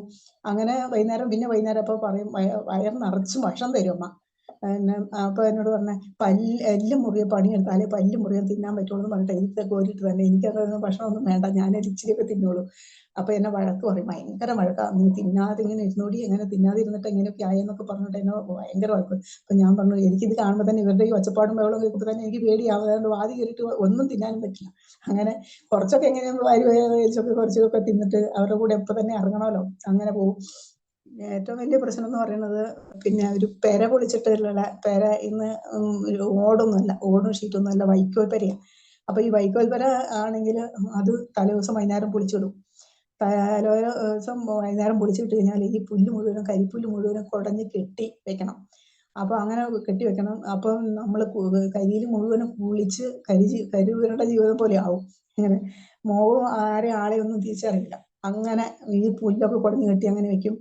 പിറ്റേ ദിവസം രാത്രി വെളുപ്പിന് 5 മണിക്ക് എഴുന്നേച്ച് പെരം മേയാൻ ആള് മോളിൽ കയറും. അപ്പോഴത്തേക്കും നമ്മൾ ഈ പുല്ലൊക്കെ കിടഞ്ഞ് കെട്ടി അടുക്കി വെച്ച് കൊടുക്കണം. എന്നിട്ടാണ് നമ്മൾ മുകളിലേക്ക് ഇട്ട് കൊടുക്കണം. അങ്ങനെ അപ്പൊ അപ്പച്ചൻ തന്നെ അത് മേയും, പെര മേയണ അപ്പച്ചനാ. അപ്പൊ ഒരാളെ കൂട്ടി എറിഞ്ഞിടാം, അല്ലെങ്കിൽ മുഖത്ത് എൻ്റെ ചേട്ടനെ എറിഞ്ഞിട്ട് കൊടുക്കും. അങ്ങനെ പേരയൊക്കെ മേഞ്ഞ് ഇറങ്ങി അത് കഴിഞ്ഞ് പിന്നെ അടിച്ച് വാരി തൂത്ത് അതെല്ലാം കഴിഞ്ഞ് പിന്നെ അവിടെയുള്ള തോളം സകല തുണിയും വാരി കെട്ടി പുഴയിൽ പോകണം. പുഴയുണ്ട് കുറച്ച്, ഒരു കിലോമീറ്ററിൽ കൂടുതൽ പുഴയിലേക്ക് പോകണം. ഇതെല്ലാം വാരി കെട്ടി ഞങ്ങൾ പുഴയിൽ പോയി അത് അലക്കി കഴിഞ്ഞ് രാവിലെ അങ്ങ് പോയി കഴിഞ്ഞിട്ടുണ്ടെങ്കിൽ വൈകുന്നേരം ഒരു 5:30 വരെ ഈ അലക്കും പൊറുക്കുമായിട്ട് ഉണക്കി അതെടുത്തോട്ട് വീട്ടിൽ വരും. അതുവരെ പച്ചവെള്ളമില്ല. ഈ ഈ പൊരിയുന്ന വെയിലത്ത് നിന്ന് അലക്കി എല്ലാം ഉണക്കി വിരിച്ച് മടക്കി കൊണ്ടുപോയി. അങ്ങനത്തെ ഒരു ഭയങ്കര പ്രയാസം. അതുപോലെ തന്നെ കൊയ്ത്തിനാണെങ്കിലും അതേപോലെ രാവിലെ കൊയ്യാൻ പോയി കഴിഞ്ഞിട്ടുണ്ടെങ്കിൽ നമ്മൾ കൊയ്തും ഇട്ട് കഴിഞ്ഞാൽ അത് പിന്നെ അന്ന് ഒരു ദിവസത്തെ ഫുള്ള് കൊയ്ത്താ. ഒരേക്കർ വയലുണ്ട്. അപ്പൊ അത് ഫുള്ളും കൊയ്തിട്ട് കഴിഞ്ഞിട്ട് അന്ന് രാവിലെ മുതൽ കൊയ്ത വൈകുന്നേരം ആകുമ്പോഴത്തേക്കും കൊയ്ത്ത് എങ്ങനെയൊക്കെ തീർത്ത് വിടും. അങ്ങോട്ട് ആ കൊയ്ത്ത് പിറ്റേ ദിവസം രാവിലെ ഈ ആണുങ്ങളുടെ ഒപ്പം ഇറങ്ങണം. ഇറങ്ങി അത് തൂത്ത് കൂട്ടി വാരി വെച്ച് കൊടുക്കണം. കയറി വെച്ച് കൊടുത്തു കഴിഞ്ഞാൽ അവർ കെട്ടി അവരുടെ തലയിൽ പിടിച്ചു കൊടുത്തു വിടും. അങ്ങനെ ഞങ്ങളും ചുമക്കും. അങ്ങനെ ചുമന്ന് അത് ഒരു ദിവസം, അങ്ങനെ 2 ദിവസം ആ കാര്യങ്ങളൊക്കെ പോകും. പിന്നെ ഞാറിട്ടുന്ന കാര്യത്തിലൊക്കെ ആണെങ്കിലും ചാണകം കൊണ്ടലും ചപ്പ് ചുമക്കലും ഇതിന് ഒരു കുറവുമില്ല. ആകപ്പാട് ഞാനൊരു ചെറിയ കുഞ്ഞു കൊച്ചിനെ പോലെ ഉള്ളൂ. പക്ഷെ ആണുങ്ങൾ എടുക്കുന്ന ചുമടൊക്കെ ഞാൻ എടുക്കുകയും ചെയ്യും, എല്ലാ പണിയും എടുക്കും. എനിക്ക് പുറത്തുള്ള പണിയൊക്കെ എടുക്കാൻ എനിക്ക് ഭയങ്കര ഉത്സാഹമാണ്. പക്ഷെ വീട്ടിലെ ഒരു പണി എനിക്കറിയില്ല. അപ്പൊ വേറെ പോണ കാര്യത്തിൽ പറഞ്ഞപ്പോൾ എനിക്ക് ഭയങ്കര പേടിയായി. ഞാൻ വേറെ പോകണ്ട അപ്പൊ ഞാൻ പറഞ്ഞു, ഇനി വേറെ പോയി കഴിഞ്ഞാൽ ഇനി ഒരു കാര്യമുണ്ട്. രാവിലെ വീട്ടിൽ പോയിട്ട് ഒരു കോടാലി എടുത്തിട്ട് വാ, ഒരു വാക്കത്തി എടുത്തിട്ട് വാ, ഒരു കൊട്ട എടുത്തിട്ട് വാ, ഒരു പരമ്പ് എടുത്തിട്ട് വന്ന് ഒന്നും എന്നെ അങ്ങോട്ട് പറഞ്ഞു വിടരുത്. എനിക്ക് പിന്നെ അങ്ങോട്ട് ചെന്ന് കഴിഞ്ഞാൽ എന്നെ അവിടെ കയറ്റില്ല. അതുപോലെ തന്നെ ചേട്ടൻ ഒരു കാര്യം ചെയ്യണം, ഇതൊക്കെ വാങ്ങി വെച്ചിട്ട് പോകാൻ പറ്റുമെങ്കിൽ മാത്രം വേറെ പോയാൽ മതി, അല്ലെങ്കിൽ ഞാൻ ഇപ്പോൾ തൽക്കാലം വേറെ പോകുന്നില്ല എന്ന് പറഞ്ഞു. അങ്ങനെ അപ്പൊ ചേട്ടൻ പറഞ്ഞു, ഞാനൊരു മരത്തിന്റെ ചോട്ടിൽ പോയി താമസിക്കും, നീ വന്നില്ലെങ്കിൽ നീ ഇവരെ വെട്ടി കിടന്നോ, എന്നിട്ട് ചെയ്യണതൊക്കെ നീ അനുഭവിച്ചോന്നും പറഞ്ഞു ചേട്ടൻ അങ്ങനെ പറഞ്ഞു. പിന്നെ എന്തായാലും വേണ്ടില്ല എന്ന് വെച്ച് പോയി. അപ്പൊ എനിക്ക് ഉരുളൻകിഴങ്ങ് ഉള്ളിയും കൂടി ഇങ്ങനെ വേവിച്ച് അത് എടുക്കാൻ അറിയാം. അത് ഈ ചേട്ടൻ കാണിച്ച പണിയാണ്. ചേട്ടൻ എന്നെ കാണിച്ചു തന്നത് എങ്ങനെ ചെയ്താൽ മതി എന്ന് പറഞ്ഞു. വേറെ ഒരു കറിയൊന്നും ഉണ്ടാക്കണ്ട, എങ്ങനെ ഉണ്ടാക്കിയെന്ന് പറഞ്ഞത് എന്നെ അങ്ങനെ കാണിച്ചു തന്നു. അപ്പൊ അത് ഞാൻ എല്ലാ ദിവസവും ഉണ്ടാക്കും. ഇത് എല്ലാ ദിവസവും ഈ ഉരുളൻകിഴങ്ങ് ഉള്ളി എല്ലാ ദിവസവും ഉരുളൻകിഴങ്ങ് ഉള്ളി ആകുമ്പോൾ ആരും മടുത്തു പോയി. അപ്പം പിന്നെ എന്ത് ചെയ്യും, പിന്നെ കാന്താരിമുളക് നന്നോട്ട് അരച്ചിട്ട് കുറച്ച് തേങ്ങ ചിരണ്ടിയിട്ടിട്ട് ഇളക്കും. അപ്പൊ അത് മതി. അപ്പൊ ചേട്ടന് ഭയങ്കര ഇഷ്ടമാണ് ആ കറി. അപ്പൊ അത് ചെയ്താൽ മതി എന്ന് പറഞ്ഞിട്ട് പറഞ്ഞു. അപ്പൊ അങ്ങനെയൊക്കെ കുറെ ഇതൊക്കെ ആയിക്കഴിഞ്ഞ് പിന്നെ ആയപ്പോ ഞാനിങ്ങനെ ഈ കല്യാണ വീട്ടിലൊക്കെ പോകുമ്പോൾ ഈ അടുക്കളയിൽ ഇവരെന്തൊക്കെ ചെയ്യണം, എന്തൊക്കെ കാട്ടണം, വീട്ടിലൊന്നും അങ്ങനെ പഠിപ്പിക്കില്ല. വീട്ടിലൊക്കെ അവര് സ്വന്തം ചെയ്തോളും. നമ്മളവിടെ ചെന്നൊന്നും അവർ സമ്മതിക്കില്ല. അപ്പൊ നമുക്ക് 100 വേണമെങ്കിൽ വേറെ പറയും. അപ്പൊ അതുകൊണ്ട് വീട്ടിലൊന്നും കാണാൻ പറ്റില്ല. കല്യാണമൊക്കെ വിളിക്കണ അടുത്തൊക്കെ കല്യാണം വിളിക്കുമ്പോൾ ഞാൻ കല്യാണം വീട്ടിൽ പോയി ഇങ്ങനെ ഇതെന്തൊക്കെ, ഈ മോരുകറിക്ക് എന്താ ചെയ്യണേ, മോരെന്താ ചെയ്യണേ, അങ്ങനെ ഇങ്ങനെ എല്ലാ തോരൻ എന്താ ചെയ്യണേ, ഇങ്ങനെ എങ്ങനെ പൊടി അങ്ങനെ ഒന്നും അറിയാത്ത പോലെ ഇങ്ങനെ പോയി നിന്ന് ഇത് കണ്ടു പഠിച്ച്. അപ്പൊ പിന്നെ എനിക്ക് മീൻകറി വെക്കാന്, ഇറച്ചി വെക്കാന്, എല്ലാ കറിയും വെക്കാൻ എനിക്ക് അറിയപ്പോ. അങ്ങനെ ഞാൻ പഠിച്ചു. അങ്ങനെ ആണ് ഞാൻ ഈ കറികളൊക്കെ വയ്ക്കാൻ പിന്നെ പഠിച്ചത്. അപ്പൊ അതുകൊണ്ട് എനിക്ക് വേറെ പോണത് ഭയങ്കര മടിയായിരുന്നു. തല്ല് എത്ര കൊണ്ടാലും എനിക്ക് കുഴപ്പമില്ല. തല്ലില്ലെങ്കിൽ ഞാൻ ചോദിക്കും, ഇന്നെന്താ തല്ലാത്തത് ഞാൻ ചോദിക്കും. പിന്നെ ആയപ്പോ എനിക്ക് ഒരു തയമ്പായി, അടിച്ചിട്ട് പിന്നെ തല്ലിയില്ലെങ്കിൽ എന്തോ ഒരു കുറവ് പോലെ. ഞാൻ ചോദിക്കും, നിങ്ങൾ ചേട്ടൻ എന്നും സാധാരണ ഒരു പരിപാടി ഇവിടെ നടത്തണമല്ലോ, അതെന്തൊന്നും ചെയ്യാത്തതെന്ന് എന്നോട് ചോദിക്കും. എന്താന്ന് എന്നോട് പുള്ളി എന്നോട് തിരിച്ചു ചോദിക്കും. അല്ല, ഇവിടെ എന്തെങ്കിലുമൊക്കെ ചോദ്യം ചെയ്യലും പറയലൊക്കെ ഉണ്ടല്ലോ, അതുകൊണ്ട് അത് ചോദിക്കുന്നുള്ളൂ. ചേട്ടൻ അന്നേരം അത്ര മനസ്സിലാകാണ്ടൊന്നുമല്ല, ചേട്ടനൊരു പൊട്ടനെ പോലെ എൻ്റെ മുമ്പിൽ അന്നേരം അങ്ങനെ കാണിക്കും. അപ്പൊ അങ്ങനെ ഈ തല്ല് ഇഷ്ടം പോലെ ഞാൻ കൊണ്ടിട്ടുണ്ട്. പക്ഷെ അതിനിടയ്ക്ക് എനിക്ക് 2 സ്ഥലത്തും വന്ന് അത് ഓപ്പറേഷൻ ചെയ്തു. അത് മാനന്തവാടി ജില്ലാ ആശുപത്രി പോകണം, ഇവിടെ ബത്തേരിയിലൊന്നും ചെയ്യില്ല. അവിടെ പോയി അത് ഓപ്പറേഷൻ ചെയ്ത് എടുത്തു. അപ്പം 6 ഇഞ്ച് വലുപ്പത്തിൽ ഒരു മുഴയായിരുന്നു എൻ്റെ ഇവിടെ ഉണ്ടായിരുന്നത്, ഇടത്ത് വശത്ത് കക്ഷത്തിൻ്റെ ആയിട്ട്. അങ്ങനെ അതെടുത്തു. അപ്പോൾ ഡോക്ടർ പറഞ്ഞു, നിങ്ങൾ വണ്ടി ഇങ്ങനെ ബസ്സിലൊന്നും പോകരുത്, എന്തെങ്കിലും വണ്ടി വിളിച്ചിട്ട് പോകണം, ഇത് അത്രയും വലിയ സീരിയസ് ആയ കേസാണ്, ഇതിങ്ങനെ ഇവിടെ നല്ല ഇറച്ചിയുള്ള സ്ഥലമായതുകൊണ്ട് കുലുങ്ങും വണ്ടിയിൽ, അപ്പോൾ അവർക്ക് വേദന സഹിക്കില്ല, തുന്നു പൊട്ടി പോകുന്നൊക്കെ പറഞ്ഞു. എന്തായാലും ചേട്ടൻ അതൊന്നും കേട്ടൊന്നുമില്ല. മാനന്തവാടിയിൽ നിന്ന് വണ്ടി വിളിച്ച് വരിക എന്ന് പറഞ്ഞാൽ ഭയങ്കര പിന്നെ ഒത്തിരി പൈസ കൊടുക്കണം, അതൊന്നും നമ്മുടെ കയ്യിൽ അന്നേരം ഇല്ല. അപ്പോൾ ആ മാനന്തവാടിയിൽ നിന്ന് ബസ് വിളിച്ച് ബസ്സിൽ കയറി ഞങ്ങൾ. അന്നേരം ഒരു ഇരിക്കാൻ ഒരു സീറ്റില്ല, പിടിച്ച് നിൽക്കുക തന്നെയാണ്. അപ്പൊ ഇതിങ്ങനെ വേദന, ഇവിടെ ഇങ്ങനെ കുലുങ്ങുമ്പോൾ എനിക്ക് ഭയങ്കര വേദനയാണ്. അപ്പൊ എന്ത് ചെയ്യുന്നറിയില്ല, ഞാൻ ഈ കൈ ഇങ്ങനെ വെച്ചിട്ട് ഇങ്ങനെ ബസ്സിൽ ഇങ്ങനെ തൂങ്ങി പിടിക്കും. ആരും ഒന്ന് എടുത്ത് എഴുതിക്കോ അങ്ങനെയൊന്നും സീറ്റൊന്നും തരില്ല. അങ്ങനെ അപ്പൊ ഞാൻ ചെറിയ ആളല്ലേ, അതുകൊണ്ട് ആരും വയസ്സായ ആളല്ലല്ലോ, അത് കാരണം അങ്ങനെ ആരും എഴുന്നേറ്റ് തരാൻ താല്പര്യപ്പെട്ടില്ല, രോഗാന്നുള്ള അവർക്ക് അറിയില്ലല്ലോ. അങ്ങനെ ഞാൻ അവിടുന്ന് മാനന്തവാടി നമ്മുടെ ടൗൺ വരെ, മീനങ്ങാടി ടൗൺ വരെ ബസ്സിൽ തന്നെ വന്നു. അവിടെ ഇറങ്ങിയിട്ട് എനിക്ക് ഒട്ടും നടക്കാൻ വയ്യ. അപ്പൊ ഞാൻ എന്താ ചെയ്യുക, ചേട്ടനോട് പറയാനും പറ്റില്ല. ചേട്ടൻ മനസ്സോടെ ചെയ്യില്ലല്ലോ, ചെയ്യുമായിരിക്കും എന്ന് ഞാനും വിചാരിച്ചു. ഒരു ജീപ്പ് വിളിക്കാം, ജീപ്പ് മാത്രമേ ഉള്ളൂ, ഓട്ടോറിക്ഷ വേറെ ഒന്നുമില്ല, ജീപ്പുണ്ട്. അപ്പൊ ജീപ്പ് വിളിച്ച് 25 രൂപ കൊടുക്കണം നമ്മുടെ വീട് വരെ. അപ്പൊ 25 രൂപ അന്ന് ആ പൈസ ഒക്കെ ഉണ്ട്. അപ്പൊ 25 രൂപ കൊടുത്ത് വണ്ടി വിളിക്കുന്നു ഞാൻ വിചാരിച്ചു. പക്ഷെ വിളിച്ചില്ല. ചേട്ടൻ എൻ്റെ മുമ്പിൽ ഇങ്ങ് നടന്നു, പെട്ടെന്ന് നടന്നു പോകുന്നു. ഞാൻ പിന്നെ നടക്കാതിരിക്കാൻ പറ്റുമല്ലോ, ഞാനും അവിടുന്ന് പുറകെ നടന്ന് ഈ വേദന എനിക്ക് വീട്ടിൽ വന്നപ്പോഴത്തേക്കും വേദനയായി, പനിയായി, പിന്നെ വളരെ പ്രയാസങ്ങളായിട്ട് അവിടെ കിടക്കാന്നല്ലാണ്ട് എഴുന്നേറ്റ് ഒന്നും ചെയ്യാൻ പറ്റാത്ത അവസ്ഥയായി. പക്ഷെ കഞ്ഞിയും കറിയും വെച്ചില്ലെങ്കിൽ കഞ്ഞി കഴിക്കാൻ ആരും വെക്കുമല്ല. പിന്നെ ഞാൻ തന്നെ പോയി പനിച്ചും ഇത്രയും വേദന എടുത്തിട്ട് ഞാൻ ആ കഞ്ഞിയും കറിയും ഒക്കെ ഉണ്ടാക്കി എല്ലാം ചെയ്ത് മക്കൾക്കും കൊടുത്ത് ഞാനും കഴിച്ചിട്ട് അങ്ങനെ കിടന്നു. പിന്നെ അതിനുശേഷം പിന്നീട് എനിക്ക് കഴുത്തിലൊരു മുഴ വന്നു. അത് 6 ഇഞ്ച് വലിപ്പത്തിൽ, അതും വലിയൊരു മുഴയായിരുന്നു. അന്ന് ഡോക്ടർ പറഞ്ഞു, പിന്നെ തീ ഊതരുത്, തീൻ്റെ അടുത്ത് നിൽക്കരുത്, ചൂടുവെള്ളത്തിൽ കുളിക്കരുത്, അങ്ങനെയുള്ള കാര്യങ്ങളൊക്കെ കുറേ പറഞ്ഞായിരുന്നു. പക്ഷെ ഇതൊന്നും ചെയ്യാൻ എനിക്ക് ആരും ഉണ്ടായിരുന്നില്ല. അതൊക്കെ ഞാൻ തന്നെ ചെയ്യേണ്ടി വന്നു. അത് തന്നെ ഞാൻ തന്നെ അതെല്ലാം ചെയ്ത് ആ കാര്യങ്ങളിലും ദൈവം എന്നെ സഹായിച്ചു. പിന്നീട് ഒരു വശം അങ്ങ് തളർന്നുപോയ സമയത്ത് ഞാൻ വിചാരിച്ചു, ദൈവമേ ഇത് അവസാനത്തെ ദിവസങ്ങളായിരിക്കും എന്ന് വിചാരിച്ചു. പക്ഷെ എൻ്റെ ദൈവം എന്നെ അവിടെയും മരിക്കാൻ തന്നെ സമ്മതിച്ചില്ല. എല്ലാവരും കൈവിട്ടു, എല്ലാവരും ഉപേക്ഷിച്ചു. തളർന്നു കഴിഞ്ഞ് എനിക്ക് നടക്കാനൊന്നും പറ്റില്ല. എന്നെ ആരും എടുത്തുകൊണ്ട് എഴുന്നേൽപ്പിച്ച് നിർത്തിയാൽ പോലും എന്നെ നടക്കാൻ എനിക്ക് പറ്റില്ല. ഒരാളുടെ കഴുത്തേൽ കൈയിട്ട് തൂങ്ങി പിടിച്ചു പോകാനും പറ്റില്ല. ആ അവസ്ഥയിൽ ഞാൻ കിടപ്പിലായി 1.5 മാസം കിടന്നു. അങ്ങനെ ആ കിടന്നു കഴിഞ്ഞിട്ട് പിന്നെ അവിടുന്ന് ദൈവം എന്നെ തട്ടി എഴുന്നേൽപ്പിച്ചു, ദൈവത്തിൻ്റെ ആത്മാവിനാൽ എന്നെ നിറച്ചു. അതിന് ശേഷം പിന്നെ ക്യാൻസർ വന്നു. ക്യാൻസർ വന്ന് ഇപ്പോൾ 1.5 വർഷമായി ക്യാൻസർ വന്നിട്ട്. ക്യാൻസർ വന്നപ്പോൾ ഞാൻ വിചാരിച്ചു, എനിക്കത് ക്യാൻസറാന്ന് എനിക്ക് ഒരു ചിന്ത പോലും വന്നിട്ടില്ല ഇന്ന് വരെ. ക്യാൻസർ ആണല്ലോ എന്നുള്ള ഒരു വലിയ മഹാരോഗമാണെന്നൊക്കെ ഉള്ള ആ ചിന്ത എൻ്റെ ജീവിതത്തിലേക്ക് വന്നേ ഇല്ല. ഞാൻ പറഞ്ഞു, എന്നോട് ഓരോരുത്തരും എൻ്റെ മക്കൾക്ക് ഭയങ്കര വിഷമായി. ഇളയ മോന് അങ്ങ് സഹിക്കാൻ പറ്റില്ല, മൂത്ത മോൻ പാലക്കാട് ആയതുകൊണ്ട് അവൻ അത്രയും അങ്ങ് അറിയുന്നില്ല. ഇവൻ എൻ്റെ കൂടെ ഉള്ളതുകൊണ്ട് ഇവന് ചെറിയ മോനെ ഇത് തന്നെ അറിയാം. അപ്പോൾ ഇവന് ക്യാൻസറാന്ന് പറഞ്ഞപ്പോൾ ഡോക്ടർ എൻ്റെ മോനെ കൊണ്ടുപോയി. അവിടെ ചെന്ന് കഴിഞ്ഞപ്പോൾ ഡോക്ടർ പറഞ്ഞു ക്യാൻസറാണ്, പിന്നെ 4ാമത്തെ സ്റ്റേജ് എത്തി, അത് കാരണം കൊണ്ട് ഇനിയിപ്പം ഒരു രക്ഷയില്ല എന്നൊക്കെ പറഞ്ഞു. ഇതൊക്കെ ഇവനോട് പറഞ്ഞു കഴിഞ്ഞപ്പോൾ ഇവന് ഭയങ്കര വിഷമമായി. ഇവൻ എന്നോട് ചോദിച്ചു, എന്നോട് പറഞ്ഞില്ല, മോൻ എന്നോട് ഒന്നും പറഞ്ഞില്ല. മോൻ്റെ ഒരു കൂട്ടുകാരനെ വിളിച്ചിട്ട് ഒത്തിരി കരഞ്ഞു പറഞ്ഞു, എൻ്റെ അമ്മയ്ക്ക് ക്യാൻസറാണ്, ഇനി എന്ത് ചെയ്യും, ഞാൻ എങ്ങനെ അമ്മേനെ എൻ്റെ മുഖത്ത് നോക്കും, അമ്മേനോട് ഞാനിതെങ്ങനെ പറയും, പിന്നെ പെട്ടെന്ന് നമ്മൾ ക്യാൻസർ വാർഡിലേക്ക് കൊണ്ടുപോകുമ്പോൾ അമ്മ പെട്ടെന്ന് എന്തെങ്കിലും ആയിപ്പോകില്ലല്ലോ എന്ന് ചോദിച്ചിട്ട് അവൻ ഭയങ്കര കരച്ചിൽ. എൻ്റെ മോൻ കരഞ്ഞ് കൂട്ടുകാരനെ വിളിച്ച് പറഞ്ഞപ്പോൾ കൂട്ടുകാരൻ പറഞ്ഞു, എടാ നീ വിഷമിക്കണ്ട, ഞാൻ അങ്ങോട്ട് വരാം, അപ്പം ഞാൻ വന്നിട്ട് അമ്മേനോടൊക്കെ അതൊക്കെ പറയേണ്ട പോലെ ഞാൻ പറഞ്ഞോളാം എന്ന് പറഞ്ഞു. അങ്ങനെ അവൻ വന്നു. പിന്നെ നമ്മുടെ ഒരു ബന്ധത്തിൽപ്പെട്ട ഒരു മോൻ കൂടിയാണ് അവൻ വന്ന് സജിനെ വിളിച്ചിട്ട് പറഞ്ഞു, മോനെ കാര്യങ്ങളെല്ലാം ചോദിച്ച് മനസ്സിലാക്കിയിട്ട് എൻ്റെ അടുത്ത് ആ കൊച്ചു വന്നിട്ട് എൻ്റെ അടുത്ത് വന്നിരുന്നു.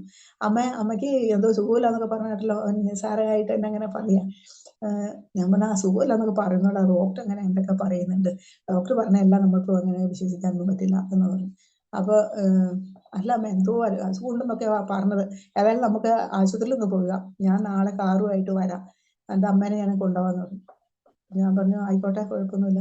അമ്മയ്ക്ക് വല്ല പേടി. ഞാൻ പറഞ്ഞു എന്തിനാ മോനെ പേടിക്കണം, നമ്മൾ കർത്താവിന്റെ മക്കളല്ലേ. ഇപ്പൊ പിന്നെ കർത്താവിന്റെ മക്കളാണല്ലോ, കർത്താവിന്റെ മക്കളായില്ലേ, ഇനി നമ്മൾ എന്തിനു പേടിക്കണേ. ഏതായാലും ഒരു ദിവസം അങ്ങ് മരിക്കണം. അത് ക്യാൻസർ വന്നിട്ടോ ഏതെങ്കിലും ഒരു അപകടത്തിലോ അങ്ങനെയൊക്കെയാണ് നമ്മൾ മരിക്കുക. അപ്പൊ എന്തെങ്കിലും ഒരു അവസരം വേണമല്ലോ മരിക്കണമെങ്കിൽ. അപ്പൊ അതുകൊണ്ട് കൂടി വന്നാൽ ക്യാൻസർ ആയിരിക്കും, അല്ലാതെ വേറെ ഒന്നും വരാൻ പോകുന്നില്ല. ഇനിയിപ്പോ അതിന്റെ അപ്പുറമൊക്കെ ഞാൻ കടന്നു പോകുന്നതാ, ഇനിയിപ്പോ ഇതും കൂടെ വരാനുള്ളൂ എന്ന് പറഞ്ഞു ഇവനോട്. അപ്പൊ ഇവന് ഒരു ആശ്വാസമായി, അമ്മയ്ക്ക് ധൈര്യം ഉണ്ടല്ലോ എന്നുള്ള. അങ്ങനെ പിറ്റേ ദിവസം കാറുമായിട്ട് വന്ന് ഞങ്ങളെ കൊണ്ടുപോയി കോഴിക്കോട് മെഡിക്കൽ കോളേജിൽ കൊണ്ടുപോയി ടെസ്റ്റൊക്കെ ചെയ്ത് കാര്യങ്ങളെല്ലാം പറഞ്ഞു കഴിഞ്ഞപ്പോൾ ശരി ഇത് തന്നെയാണ് ക്യാൻസർ ആണെന്ന് പറഞ്ഞു. പിന്നെ ഞങ്ങൾക്ക് ഒരു ഡേറ്റ് തന്നു, 1.5 മാസത്തേക്ക് ഡേറ്റ് തന്നു. ആ മരുന്ന് തന്നു, അത് കഴിച്ചിട്ട് ചെല്ലാൻ പറഞ്ഞു. ചെന്ന് കഴിഞ്ഞപ്പോൾ ഒട്ടും കുറവൊന്നുമില്ല. പിന്നെ അവർ പറഞ്ഞു നമുക്ക് എന്താ ഇത് ചെയ്യണം, 26 റേഡിയേഷനും പിന്നെ 6 കീമോയും എഴുതി തന്നു. അപ്പൊ ഞങ്ങൾ പറഞ്ഞു കോഴിക്കോട് ദിവസം ഇവിടെ വന്ന് നിൽക്കാനോ അല്ലെങ്കിൽ പോകാനോ ഒക്കെ ബുദ്ധിമുട്ടുണ്ടല്ലോ സാറേ, എന്താ ചെയ്യാന്ന് ചോദിച്ചു. അപ്പൊ 1.5 മാസം, 1 മാസം എന്തായാലും ഇവിടെ നിൽക്കണം എന്ന് പറഞ്ഞു. 1 മാസം കോഴിക്കോട് നിന്നു. അത് കഴിഞ്ഞ് പിന്നെ കീമോ ചെയ്യണത് അത് കഴിഞ്ഞിട്ടായിരുന്നു. കീമോ പിന്നെ അത് കഴിഞ്ഞ് ഇവിടെ വന്ന് ഞങ്ങള് മാനന്തവാടി പോയി കീമോ ചെയ്യാനിടയായി. അപ്പൊ അതെല്ലാം ചെയ്ത് ഇപ്പം പിന്നീട് അത് കഴിഞ്ഞതിന് ശേഷം ഇപ്പൊ എന്റെ കാലിന് മുട്ടിന് ഭയങ്കര വേദനയും, കാലിന്റെ പാദം വൈകുന്നേരം വരെ ഒരു കുഴപ്പമില്ല, വൈകുന്നേരം ആകുമ്പോഴത്തേക്ക് കാലൊക്കെ അങ്ങോട്ട് കറുത്ത കളറിങ്ങാവും. പാദം മാത്രം അങ്ങനെ ഭയങ്കര കറുപ്പ് കളറിങ് വരും. എന്നാൽ ബാക്കി ശരീരത്തിനൊന്നും വലിയ കുഴപ്പമില്ല. ഈ കാലിൽ ഇപ്പൊ ഈ മഴ റേഡിയേഷൻ ചെയ്തതിന്റെ ഒരു പ്രശ്നമാണ് അത്. ഇനിയിപ്പം ഞരമ്പെല്ലാം അങ്ങ് വലിച്ചു കൂട്ടും. പിന്നെ നല്ല കറുത്ത് നല്ല കരിക്കട്ട പോലെ കറുപ്പ് എൻ്റെ 2 പാദവും രാത്രിയാകുമ്പോൾ. അങ്ങനത്തെ മുട്ടിന് ഭയങ്കര വേദനയും നീരും ഉണ്ട്. അപ്പൊ അത് ഞാൻ പ്രാർത്ഥിച്ചു, ക്യാൻസറിനേക്കാളും വലിയതൊന്നുമല്ലല്ലോ ഇപ്പൊ ഈ മുട്ടിന് വേദന. അത് വന്നത് അത് വന്ന പോലെ തന്നെ അതങ്ങ് പോകും എന്ന് വിചാരിച്ചു. അങ്ങനെ ഇതിനൊക്കെ അപ്പൊ എവിടുന്ന് പൈസ എന്ന് ഇങ്ങനെ ചിന്തിക്കും. അപ്പം ഒരു മാസം 22,000 രൂപ ഒരു മാസം മരുന്ന്. അപ്പം ഞാൻ കർത്താവിനോട് ചോദിച്ചു, കർത്താവേ നീ അറിയാതെ ഒന്നും സംഭവിച്ചിട്ടില്ലല്ലോ, ഇതിന് പരിഹാരം നീ തന്നെ വരുത്തണം. അപ്പൊ എന്നോട് പറഞ്ഞു ബാലസിംഹങ്ങൾ ഇരയിട്ടാതെ വിശന്നിരിക്കും, യഹോവയെ അന്വേഷിക്കുന്നു, ഒരു നന്മയ്ക്കും കുറവില്ലാന്ന് എന്നോട് പറഞ്ഞു. സങ്കീർത്തനങ്ങളുടെ വാക്ക്. അപ്പം അത് ദൈവം എന്നോട് പറഞ്ഞപ്പോൾ എനിക്ക് കുഴപ്പമില്ല. അപ്പൊ എന്നോട് ദൈവം പറഞ്ഞു, നീ അറിയാത്തതും നീ പ്രാർത്ഥിക്കാത്തതായ ഒരാളെ ഞാൻ നിന്റെ വീട്ടിലേക്ക് അയക്കാൻ പോവാന്ന് പറഞ്ഞു. അങ്ങനെ എന്നോട് പറഞ്ഞു. അപ്പൊ എന്നോട് പറഞ്ഞപ്പോൾ ഞാൻ പ്രാർത്ഥിച്ചു, കർത്താവെ ആരാണെന്ന് എനിക്കറിയില്ല, ഞാൻ കണ്ടിട്ടില്ല എന്നും, കർത്താവ് ഞാൻ പ്രാർത്ഥിക്കാത്ത ഒരു മനുഷ്യനാണെന്നാണല്ലോ പറഞ്ഞേ എന്ന് പറഞ്ഞു. അങ്ങനെ ഒരു ദേവദാസൻ എൻ്റെ വീട്ടിലേക്ക് വരാനിടയായി തീർന്നു. ആ ദേവദാസൻ വന്നപ്പോൾ എനിക്ക് കുറച്ച് പൈസ എന്നെ സഹായിച്ചു. അങ്ങനെ ഓരോ ദിവസവും എൻ്റെ ദൈവം ഇന്ന് വരെ ഞാൻ ഒരു മനുഷ്യനോട് എൻ്റെ രോഗത്തെക്കുറിച്ച് പറഞ്ഞിട്ടില്ല, എനിക്ക് ബുദ്ധിമുട്ടുണ്ടെന്നോ സാമ്പത്തികമായ പ്രയാസങ്ങളാണെന്നോ ഒന്നും ആരോടും പറഞ്ഞില്ല. പക്ഷെ മരുന്നിന് പോകാൻ സമയമാകുമ്പോഴത്തേക്കും ആരെങ്കിലും ദൈവമക്കള് എന്നെ അറിയുന്ന എൻ്റെ കൂട്ടുകാരികൾ എല്ലാം കൊണ്ട് പൈസ കൊണ്ട് തന്ന് എന്നെ സഹായിച്ചു. ഇത്രത്തോളം ദൈവം സഹായിച്ചു, ഇത്രത്തോളം ദൈവം നടത്തിയതിനായിട്ട് ഞാൻ ദൈവത്തെ സ്തുതിക്കുന്നു. ഇതിന് അവസരം തന്ന ഡാനിയൽ പാസ്റ്റർ കുടുംബത്തെ ഞാൻ നന്ദി പറയുന്നു. ദൈവത്തിന് എല്ലാ മഹത്വവും സമർപ്പിക്കുന്നു. വളരെ അനുഗ്രഹിക്കപ്പെട്ടതായ ഒരു ജീവിതത്തിലെ കടന്നുപോയ കഷ്ടതയുടെ അനുഭവങ്ങൾ പറയുവാൻ തക്കവണ്ണം ദൈവം കൃപ ചെയ്തത് ഓർത്ത് ഞാൻ ദൈവത്തിന് സ്തോത്രം ചെയ്യുന്നു.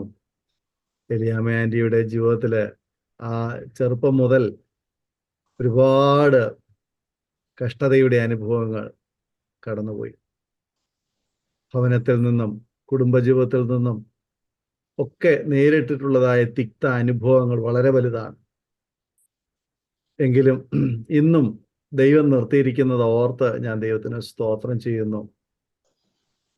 ഓരോ സാഹചര്യങ്ങളിലും ഇനി ജീവിക്കണ്ട എന്ന് വിചാരിച്ച പല സന്ദർഭങ്ങളിൽ ആത്മഹത്യ മാത്രം ശരണം പ്രാപിച്ചപ്പോൾ അവിടെ നിന്നൊക്കെ ദൈവം തമ്പുരാൻ തട്ടിമാറ്റി, മരിക്കുവാൻ ഏൽപ്പിച്ചു കൊടുത്തില്ല. ദൈവം ആയുസിനെ ദീർഘിപ്പിച്ചു തന്നു. അങ്ങനെയെങ്കിലും ഇപ്പോൾ കാൻസർ എന്ന് പറയുന്ന രോഗവും അതുപോലെ മാറിപ്പോകും. അതിനും ദൈവം ഏൽപ്പിച്ചു കൊടുക്കത്തില്ല. ജീവിതത്തിൽ മരണം കർത്താവിന്റെ വരവ് താമസിക്കുന്നുവെങ്കിൽ നമുക്കെല്ലാവർക്കും അഭിമുഖീകരിക്കേണ്ട ഒന്നാണ്. എന്നാൽ സമയമാകാതെ ദൈവത്തിന്റെ ഹിതപ്രകാരമല്ലാതെ ആരും മരിക്കുവാൻ ദൈവം അനുവദിക്കുന്നില്ല. ഒരു ദൈവത്തിന്റെ മരണം, ഭക്തന്മാരുടെ മരണം യഹോവയ്ക്ക് വിലയേറിയതാണ്. മരണം ആ നിലയിൽ ആയിത്തീരും.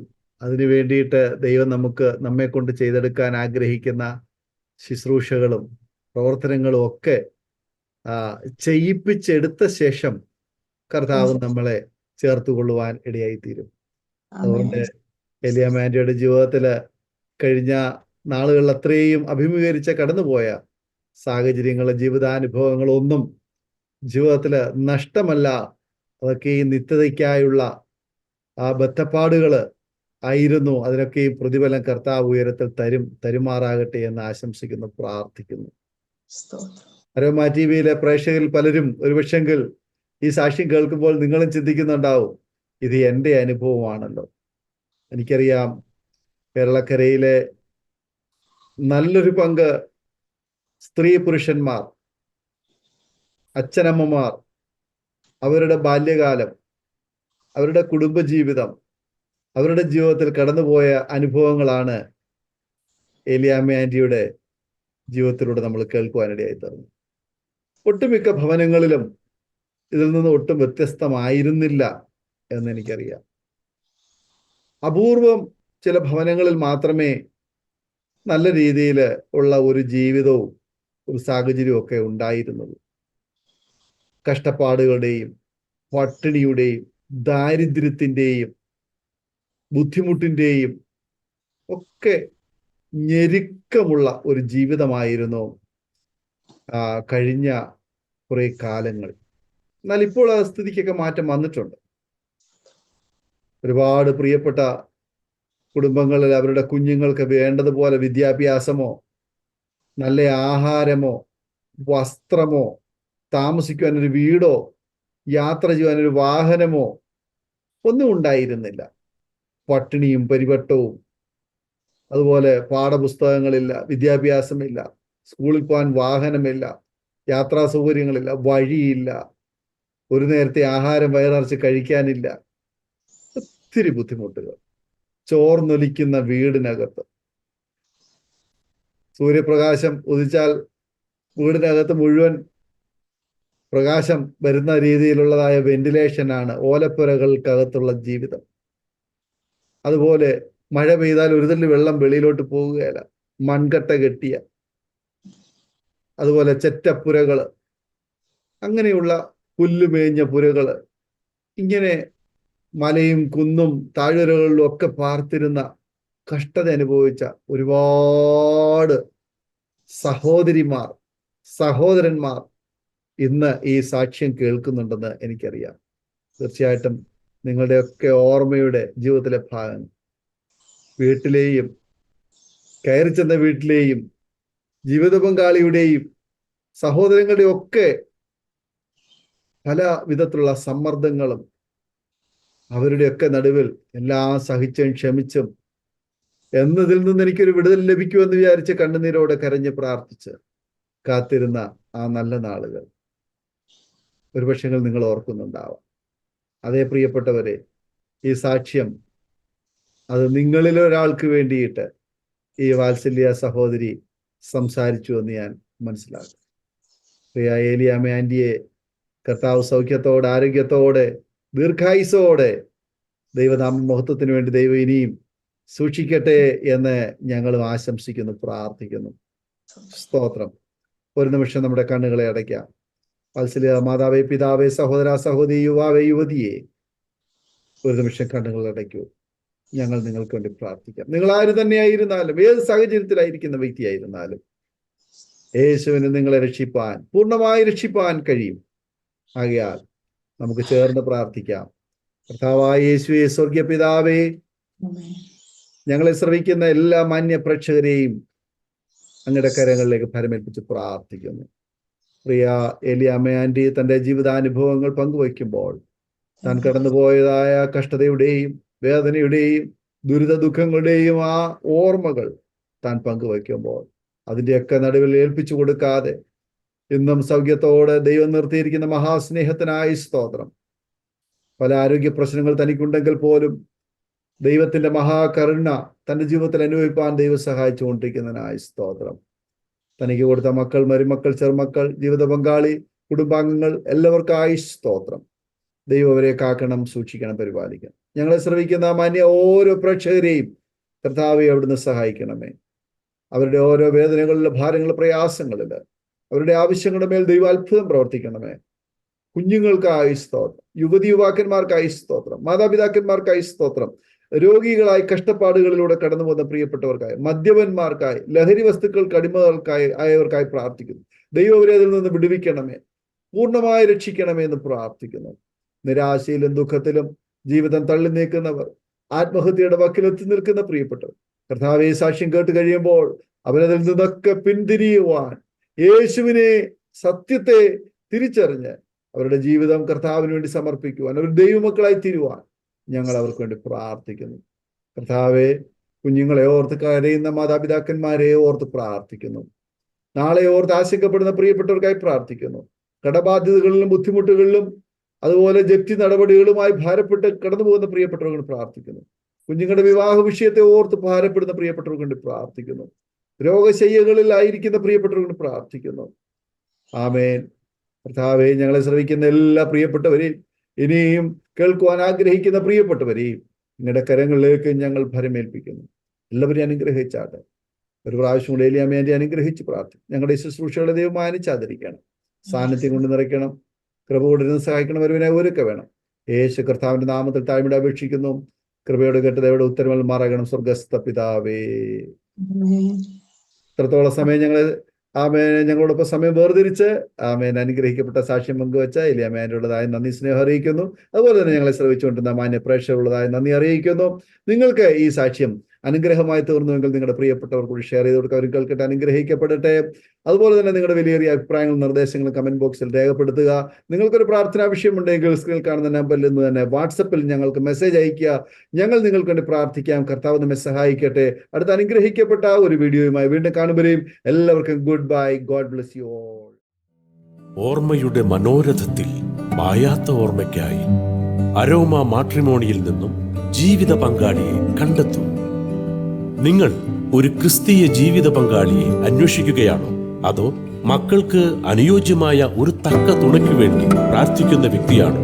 എങ്കിൽ അരോമ മാട്രിമോണി നിങ്ങൾക്ക് വേണ്ടിയാണ്. ഇന്നു തന്നെ സൗജന്യമായി രജിസ്റ്റർ ചെയ്യൂ. അരോമ മാട്രിമോണിയുടെ പ്രത്യേകതകൾ: രജിസ്ട്രേഷൻ തികച്ചും സൗജന്യം. ലോകത്തെവിടെയുമുള്ള അനുയോജ്യമായ ക്രിസ്തീയ ജീവിത പങ്കാളിയെ തിരഞ്ഞെടുക്കാം. വിവാഹം നടക്കുന്നതുവരെ സർവീസ് ലഭിക്കുന്നു. ഏറ്റവും ചെറിയ പാക്കേജുകളും തിരഞ്ഞെടുക്കാം.